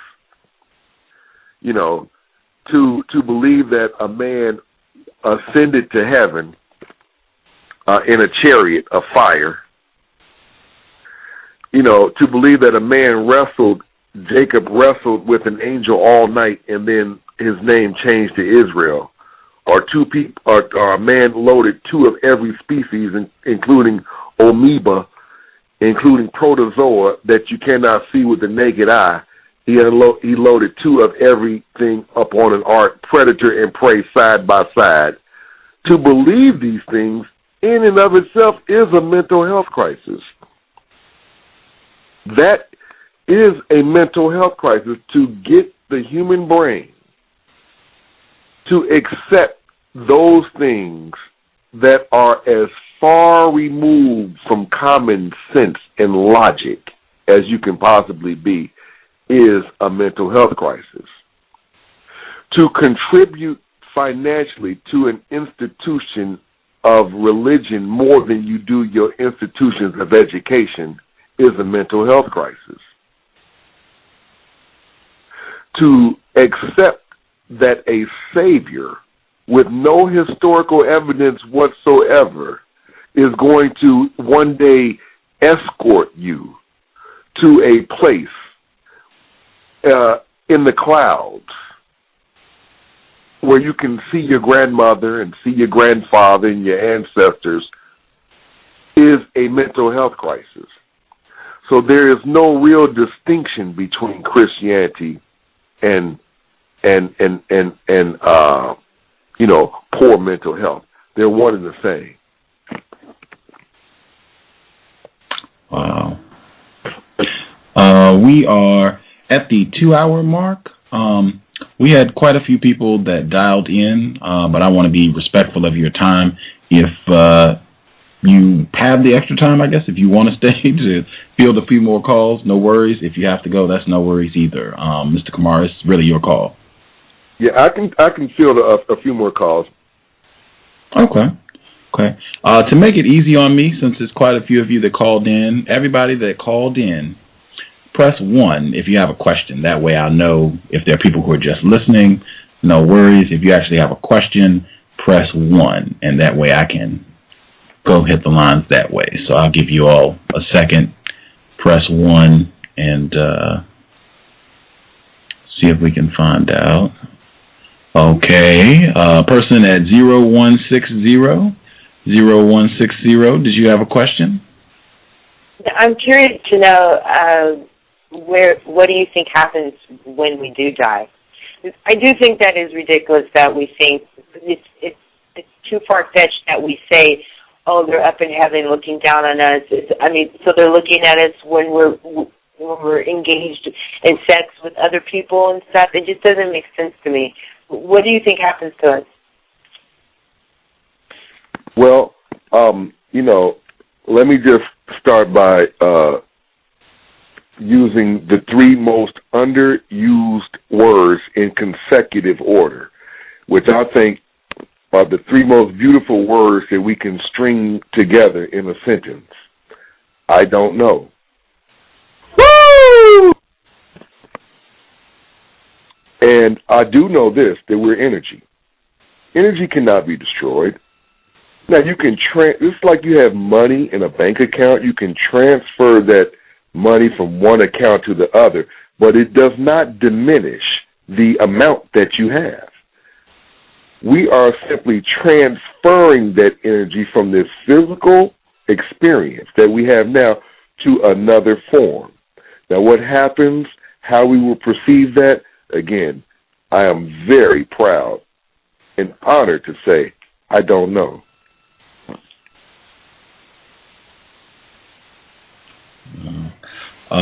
Someone mailed a question in. Their question is, do you think there's a difference, the black people who insist, there's some non-white people and white people as well, who insist that Jesus was white and that it is healthier if black people have a black image of Jesus. Can you kind of share your thoughts on that?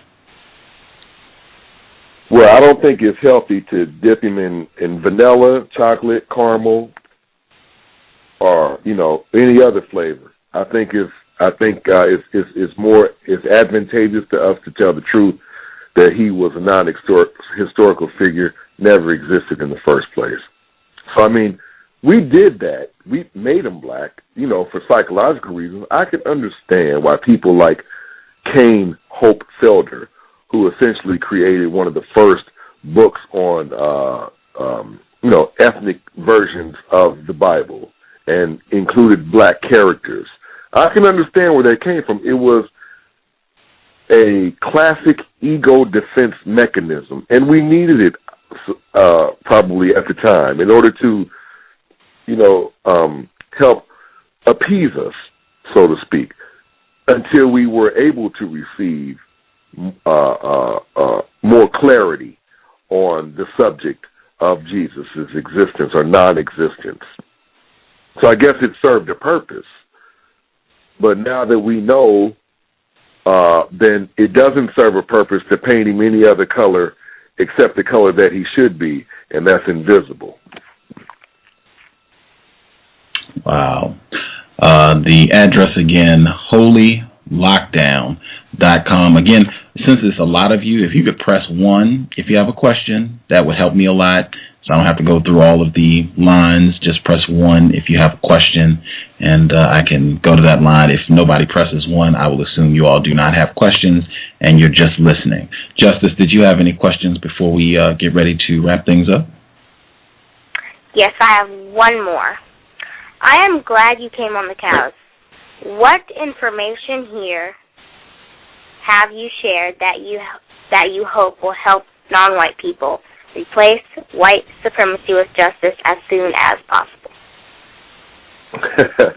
Well, thanks for your question, Justice. Glad to be on the show, and I'm glad you found something about value in the show. I cannot stress enough, the importance of just reducing our dependency on the establishment. I just can't stress that enough. And, we can revisit this. I've mentioned the ways that we can do that. I'm sure, Gus, that you'll have a link where people can, listen to it again. But that's the key, because we're not going to overthrow these people because we don't even know who they are. We don't know, it's just like KRS once said, the president and, people in Congress, they're just a manager of Burger King. So we can complain about our burgers being cold, but we're never going to see the people who actually own the franchise, who are actually in charge, who are pulling the buttons, who are pulling the strings, who have selected President Obama and all the other presidents that come before him. The greatest thing that we can do to usher in the age of enlightenment is to reduce our dependency on the establishment, the oppressor. See, the oppressor's job is to oppress us. So one of the biggest things, a friend of mine reminded me of this yesterday, how preachers say the devil is a lie. No, the devil is not a lie. The devil does not lie. They unveil their intentions. They reveal their intentions. They do it in front of you, mafia style. If you don't pay this, you don't pay that, they will break both your legs. So there's no lie in that. We are gangsters. We do call the shots, and we do intend to maintain this equation of white over non-white as long as we are in existence. So there's no lying to that. That's in-your-face reality.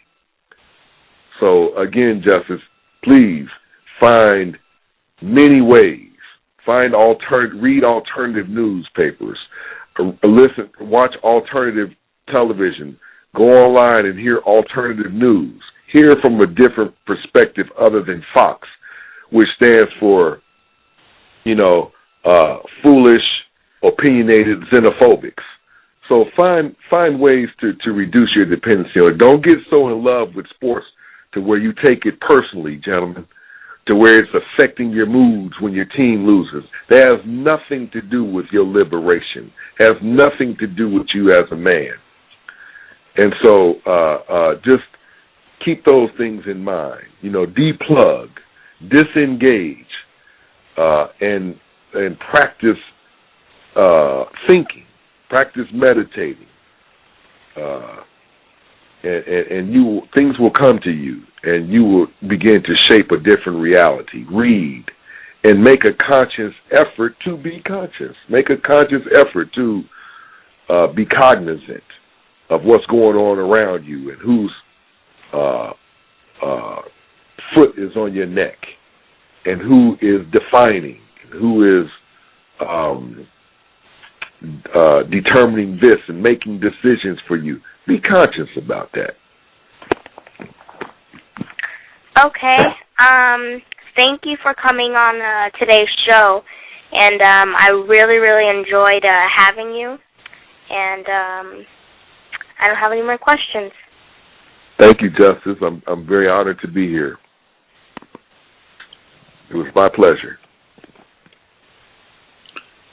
I have not seen any hands fly up, so I would assume people are good. The last question I wanted to ask before I again give out the website, holylockdown.com, holylockdown.com. The threat worked. All right. And the person who called in, 1320, your line is open. I just wanted to thank him for coming on the show also, because I think he speaks with conviction and also without fear. I find that even though some of your guests, they are very knowledgeable, I feel that some of them may hold back. I don't think he holds back, and I appreciate that. That's all I wanted to say. Thank you. Thank you, sister. I appreciate that. That's one of the reasons is because, I understand that this is a game. I understand where our spirit of apprehension came from. And when you understand how you arrived at where you are psychologically, there's nothing to be afraid of, because it's all an illusion in the first place. A person who dialed in, last four digits, 4462. 4462, your line is open. Yeah, this is Black Murgatroyd. I just wanted to ask a question about relationships. And it comes down to people who are more conscious and people who are not so conscious, and the different problems that Christianity can create as far as, relationships between black males and black females. Okay. Well, I am not going to profess, like Steve Harvey, to be an expert on relationships. But I will tell you this, it's very difficult when you have differences, philosophical differences. It would be very difficult for me to be with someone who is insistent upon putting a tree up in the house on Christmas or going to church. And I think that the church has done a lot to break up our relationships, and that is why there's more divorce in the church than in the secular world. That is a fact. That is not made up. That is a fact. Divorce is more prominent amongst Christians than non-Christians. But I will say this. One of the things that women tend to do is to bring their preacher in the bedroom. I don't want to hear about pastor. This is our time. I don't want to hear about what pastor said. And they tend to hold more deference and honor and respect for their pastor. How is it that you can give this man some money and we're struggling? You can tithe to this man, but our light bill is in danger of being cut off. So it's hard. It's very difficult when you got women thinking that they need Jesus more than they need you. But this is what has helped to cripple our people. We are essentially hypnotized. We're really going through a mental health crisis. And as far as relationship, brother, all I can tell you is, there is no greater joy than waking up in the morning and being a sovereign, free, liberated thinking man. It doesn't get any better than that. You are not obligated to anything or anyone. You are not beholden to any institution. If someone calls you an anti-Semite, it doesn't even apply to you because you don't subscribe to the fairy tales within the Bible in the first place. If someone calls you a Gentile, you don't know what that means because you know that you come from a lineage that is so much older than a Jew or a Gentile. And how in the world are you going to put a Jew first and then everybody else second? So I would just implore you to try the best that you can to have someone who can meet you in the mind. Because if you don't, and you're conscious, and this person insists upon continuing with their unconscious ways, not investigating, not researching, and not taking heed to what you have to say, good luck.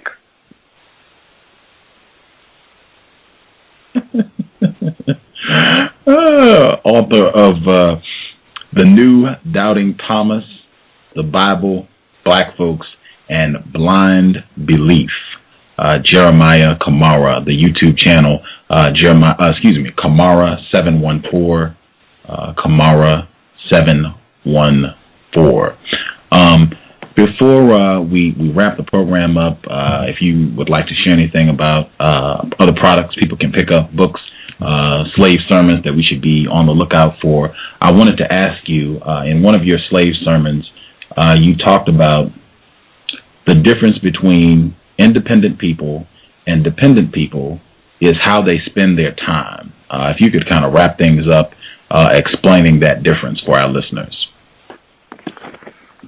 Well, sure. I mean, you're going to run out of time, Gus, before you run out of money. So that shows you right there that time is our greatest commodity. And what is the point in continuing? When you add up that time, if we include drive time, prep time, and the dissembling time, we're looking at 6 or more hours every Sunday. And if you throw in Wednesday, we're looking at 4 more hours. And if you add that up over a period of 10 years, we're looking at, a significant amount of time that we spend in church without a lot of things to show for it. So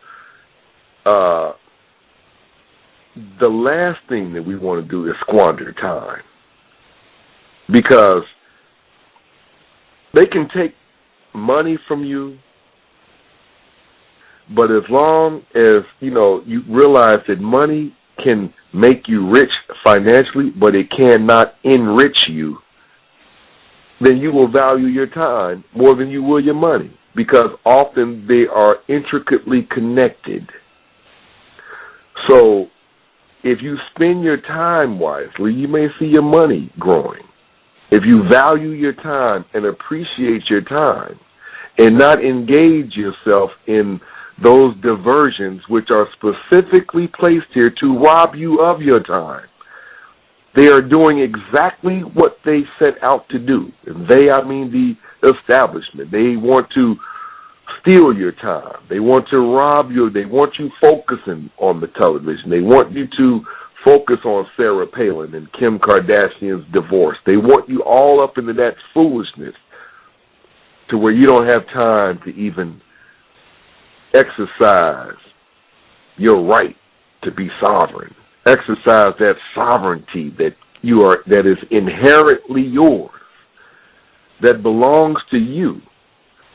And this is what we must do. So that's what is meant by that, Gus. Value your time, respect it, and treasure it. And if you do that, you will find yourself disengaging from those things that take you away from your precious time. Trav Lyrics, value your time and energy more than money and things. Context of white supremacy. I hope the past roughly 130 minutes has been a constructive investment of your Saturday evening, Mr. Camara. We have thoroughly enjoyed it. Tons of people called and listening in, so it seemed like people were real eager to hear from you. We definitely would love to have you back as well to chat about other issues. I saw you had a post on your blog about racism in football. I didn't even have time to get to that, but if you'd be interested in coming back to share some more of your time with us, we would love to have you back. I would love to, Gus. I want to thank you. It's been my pleasure, and I appreciate your guest. And I just want to say I would be honored to come back. And thank you for your time as well as the listeners. Outstanding. Again, the latest book, The New Doubting Thomas, The Bible, Black Folks, and Blind Belief. The website, holylockdown.com. Again, holylockdown.com. Real pleasure to have him on the program, our guest, Mr. Jeremiah Camara. I hope you have a fantastic weekend. Keep up the great work, and we will definitely be in touch soon, sir. Thank you very much, Gus, and the same to you. Thank you very much. Outstanding. Hi. Good evening, sir. Good evening. Context of white supremacy, Gus T Renegade and Justice.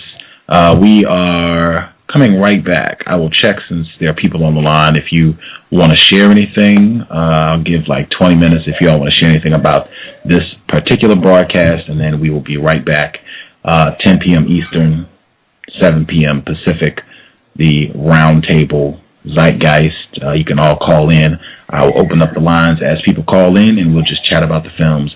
But if you all have anything you would like to share about this program, I will take one moment to support Mr. Williams at counterracism.com, and then I'll open the lines up. So if you all want to share anything, you will have the opportunity to do so. Context of white supremacy. Is racism hurting you? On issues of race, are you unable to speak, think, and act with clarity and confidence? Are you tired of laughing when nothing is funny, smiling when you are not happy, agreeing when you really disagree?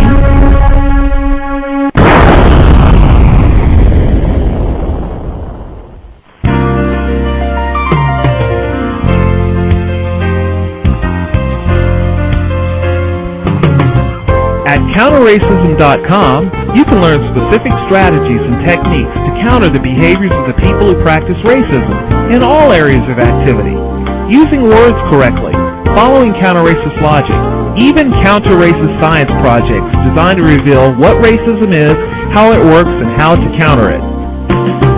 The open-source code writing format allows you to pick and choose from a variety of counter-racist suggestions so you can produce the code that works for you. Stop by counterracism.com today and help replace racism with justice. That's counter-racism.com. Context of white supremacy.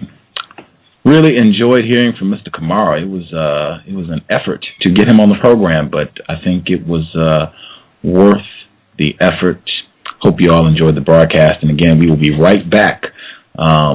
10 p.m. Eastern, 7 p.m. Pacific, the Zeitgeist Roundtable. Actually, I'm going to rest my voice. The people that called in, your line is open. If you called in, if you had anything you wanted to share, I'll give 20 minutes. If you all have any comments, all the folks that called in, your line is open. I hope the background noise can be kept down. Everybody that called in, your line is open. Hello, may I be heard? Yes, ma'am. Hi, this is 0106 again. I would just like to say that I dealt with what he was talking about all day today. I'm the only one in my home that does not observe Christmas. Every female family member, I've told that to. Oh, Lord Jesus. Oh, well, what did you do? Well, you know, me and my daughter go to church 3 and 4 hours. All the men I spoke to, no one's in church. None of the men are in church. At all. They refuse. Only the women. So, I don't know. That is the programming, I think. That is the program. And I've said that before, like, people get almost kind of hostile. Like, I think it's blatant that this is real important to maintaining the system of white supremacy, because people get like an attitude if you are not down with Christmas. It sounds like that's what you experienced. Is that accurate? Yes. Yes. I have a 22-year-old cousin. She's looking for a book called Falling in Love with Jesus. It is... I only have one female that was Christian today that respected the fact that I don't observe any of the holidays. She said, I know you don't observe, so how are you today? Everyone else, forget about it.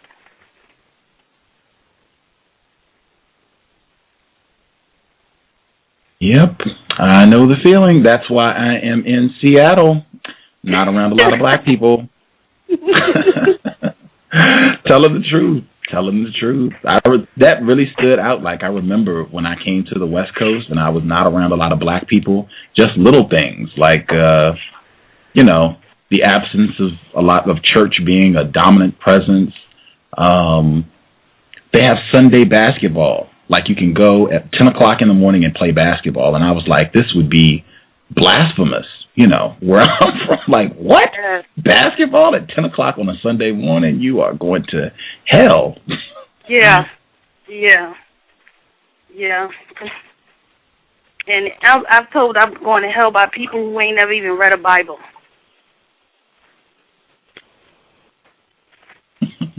Can I be heard? Yes, sir. I had made the comment earlier about the show that I was on earlier, the history of Christmas in America.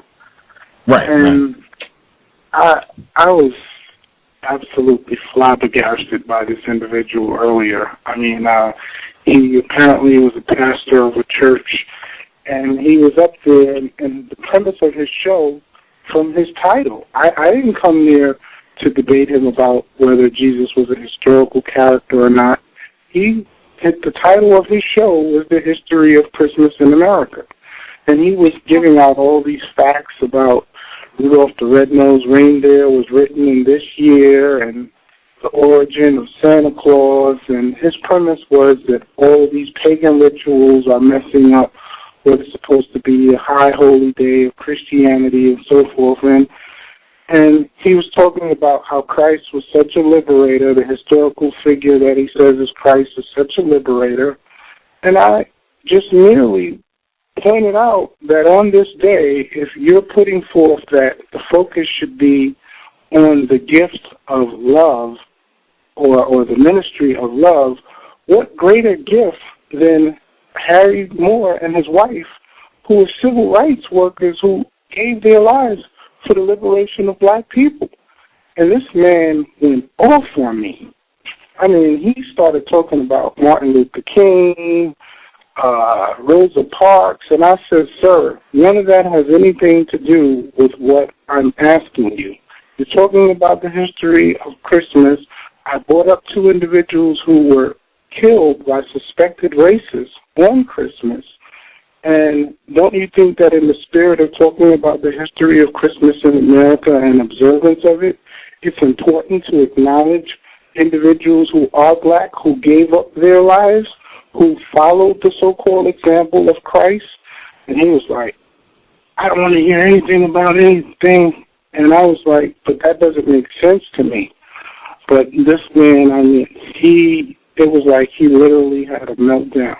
And he immediately, after we hung up, he played the record that was like, there's nothing like Jesus. And then he came back with, anybody who calls up, I don't want to hear anything about any Harry Moore or anybody else. This is Jesus Day, and I don't want to hear anything about anything but Jesus. And it was crazy.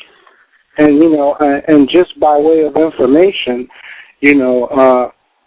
I did the seminary dance at Princeton, considering that whole thing.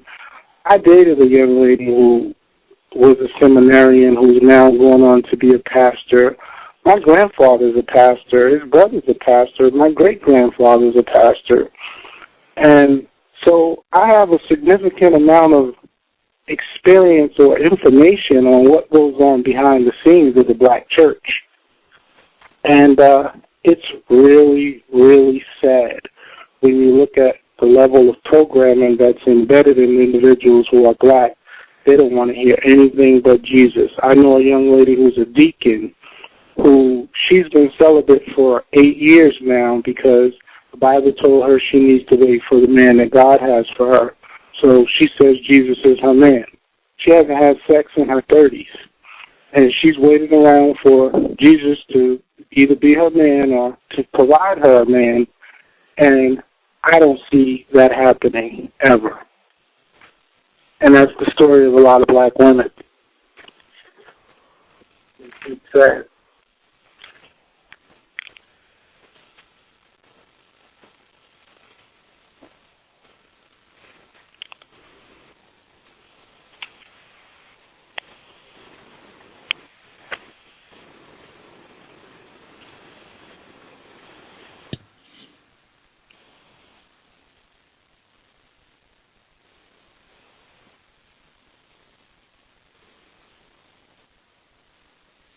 Are we still on the air?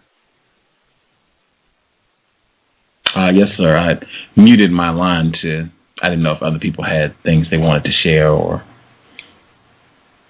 not. Everybody that called in, your line is open. So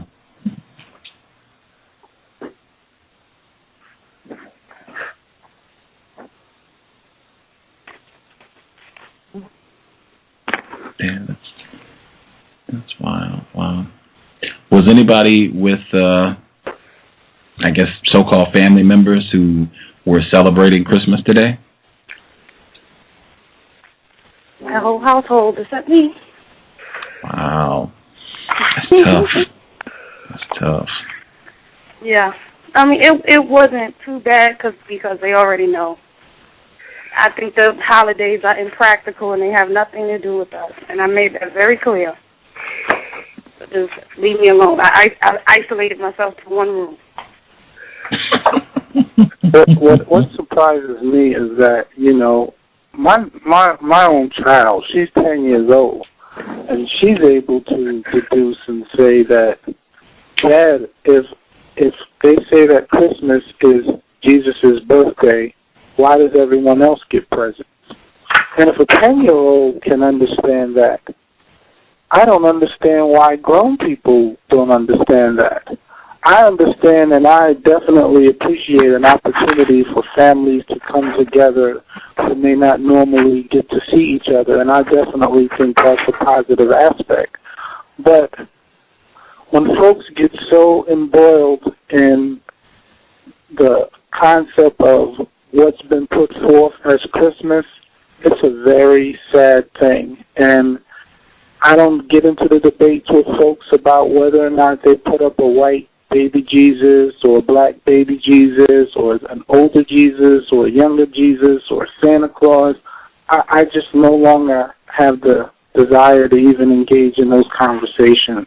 When people, I hear Christians, I've heard Christians all day on Facebook arguing with folks because someone will say Merry Christmas and spell it Xmas.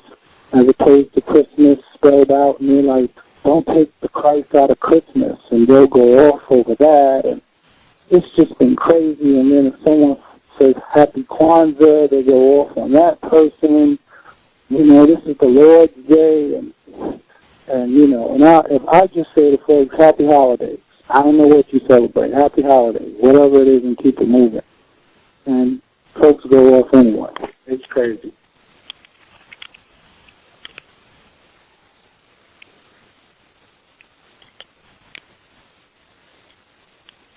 That is insanity. That is insane. I tell all of my friends there's no God in religion. Because if they all followed the principles, it wouldn't be all these wars and all this headache and all that arguing that you saw on Facebook. Yeah. I also posted that, on my Facebook, because I use my Facebook as a weapon. I also posted that while everyone is with their families, whatever you celebrate today, let us stop and reflect that the Moore family is not celebrating because 59 years ago, their mom and dad were killed fighting for black people. And people said, oh, you're always posting something militant. It's always got to be this black stuff. And it's just no winning.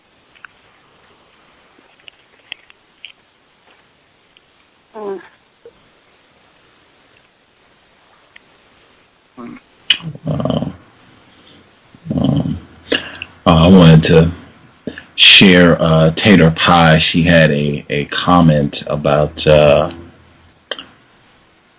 the attachment, I guess, to the male Jesus figure. She was saying that black people are taught, particularly I think black females are taught that we can depend on, particularly black females can depend on God, white Jesus, but not the black male. And she was just talking about the impact of that. She said we're supposed to believe that a black male died for the sins if racist, white supremacists, and everything is okay because he died for their sins as a question. Yeah, just to ponder from Tater Pie.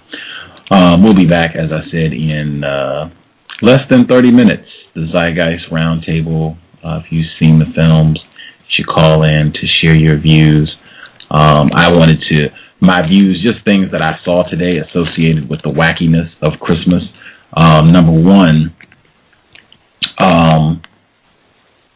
the Miami-Los Angeles game. They had Kobe Bryant, victim of racism, white supremacy. They had him out, and they wheel out like they're basketball players or whatever the game is. They'll wheel them out to say something, yay for the holidays, Merry Christmas, whatever. And so they wheel him out, and he says, the best part of the day, you wake up and it's Christmas and Santa's been here. And I was just like, I was just offended that he would say that. I was like, say anything. I mean, you could have said, you get to spend time with family, My family, my mom's a great cook. Like, he could have said something that would have still been acceptable, and it wouldn't have been, Santa's been here. Just, oh, man, that was one tough moment. And then they had, wow, how about that? They had Mariah Carey. She was, singing the intro, I guess, for the game. And I was just like, wow, that's interesting. They have this mulatto temptress up to promote and gyrate at the beginning of the game. I thought that was interesting. But those are two observations I had of some of the Christmas antics. That's sad. A black male talking about Santa Claus to you.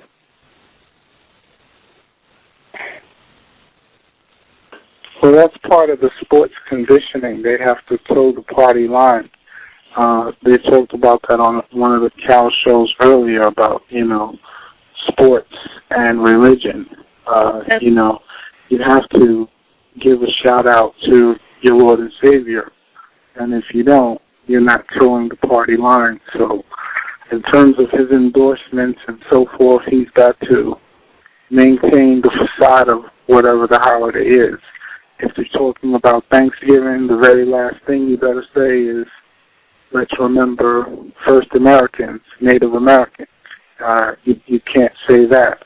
And then, the young lady who sent you a comment earlier and said the black woman relies on Jesus as her savior. I pointed out and I did a lecture a few months ago, and I drew some parallels because people talk about this carpenter, Christ character all the time. And I pointed out the parallels between an actual historical figure, Benoit Vesey, who was a carpenter, who did lay down his life for the liberation of black people, who was actually killed, who we do have some historical documents on this individual, and some black people actually lost their mind. That I made that parallel. I think a few of their heads exploded, and one or two of them looked like they were about to have an aneurysm. You know, I just thought about it when he said Christians divorce more than secular people. I thought about one of my cousins.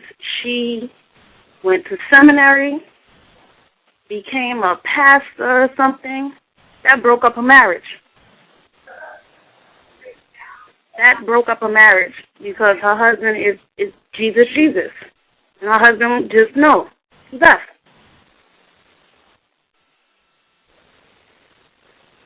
Well, a statistic that most people don't know, and I did the seminary dance, a statistic that most people don't know is that most people, when they go on a level of obtaining their master's in theology, most of the people who become pastors or go to seminary route, it's approximately 60% of them who leave the faith altogether.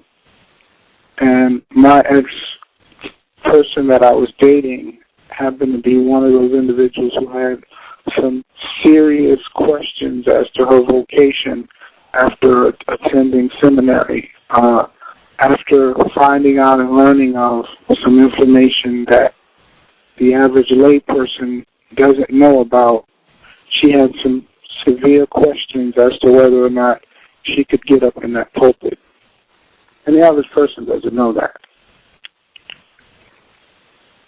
So a lot of people are in that pulpit and they're expositors of a doctrine that many of them don't hold to, and it's pretty sad. Yeah. We are going to get ready to wrap this one up so that we can get ready to come back and do it all again. The Zeitgeist Roundtable. Justice, did you want to give your email address and the blog address as well? Sure. justice.asap@yahoo.com. Again, justice.asap@yahoo.com. Blog address, justdojusticetoday.blogspot.com. Again, justdojusticetoday.blogspot.com. Groovy. I hope everyone enjoyed the broadcast.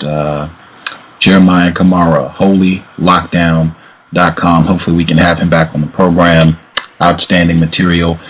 We will be right back, 10 p.m. Eastern, 7 p.m. Pacific, Zeitgeist, the Roundtable. As soon as you call in, I will open your line up and we will have a nice chat about those films.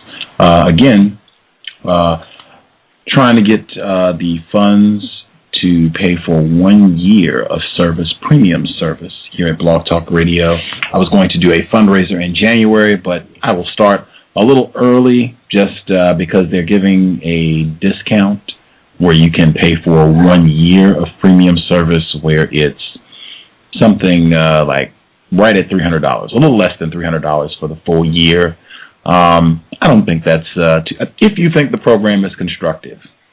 If you think the program is constructive, I would like to see if we can knock that out as soon as possible.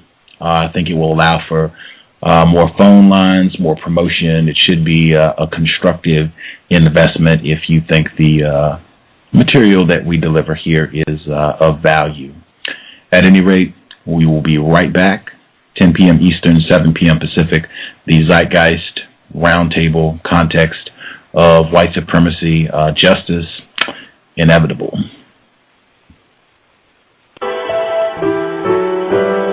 Christmas ain't for ground balls.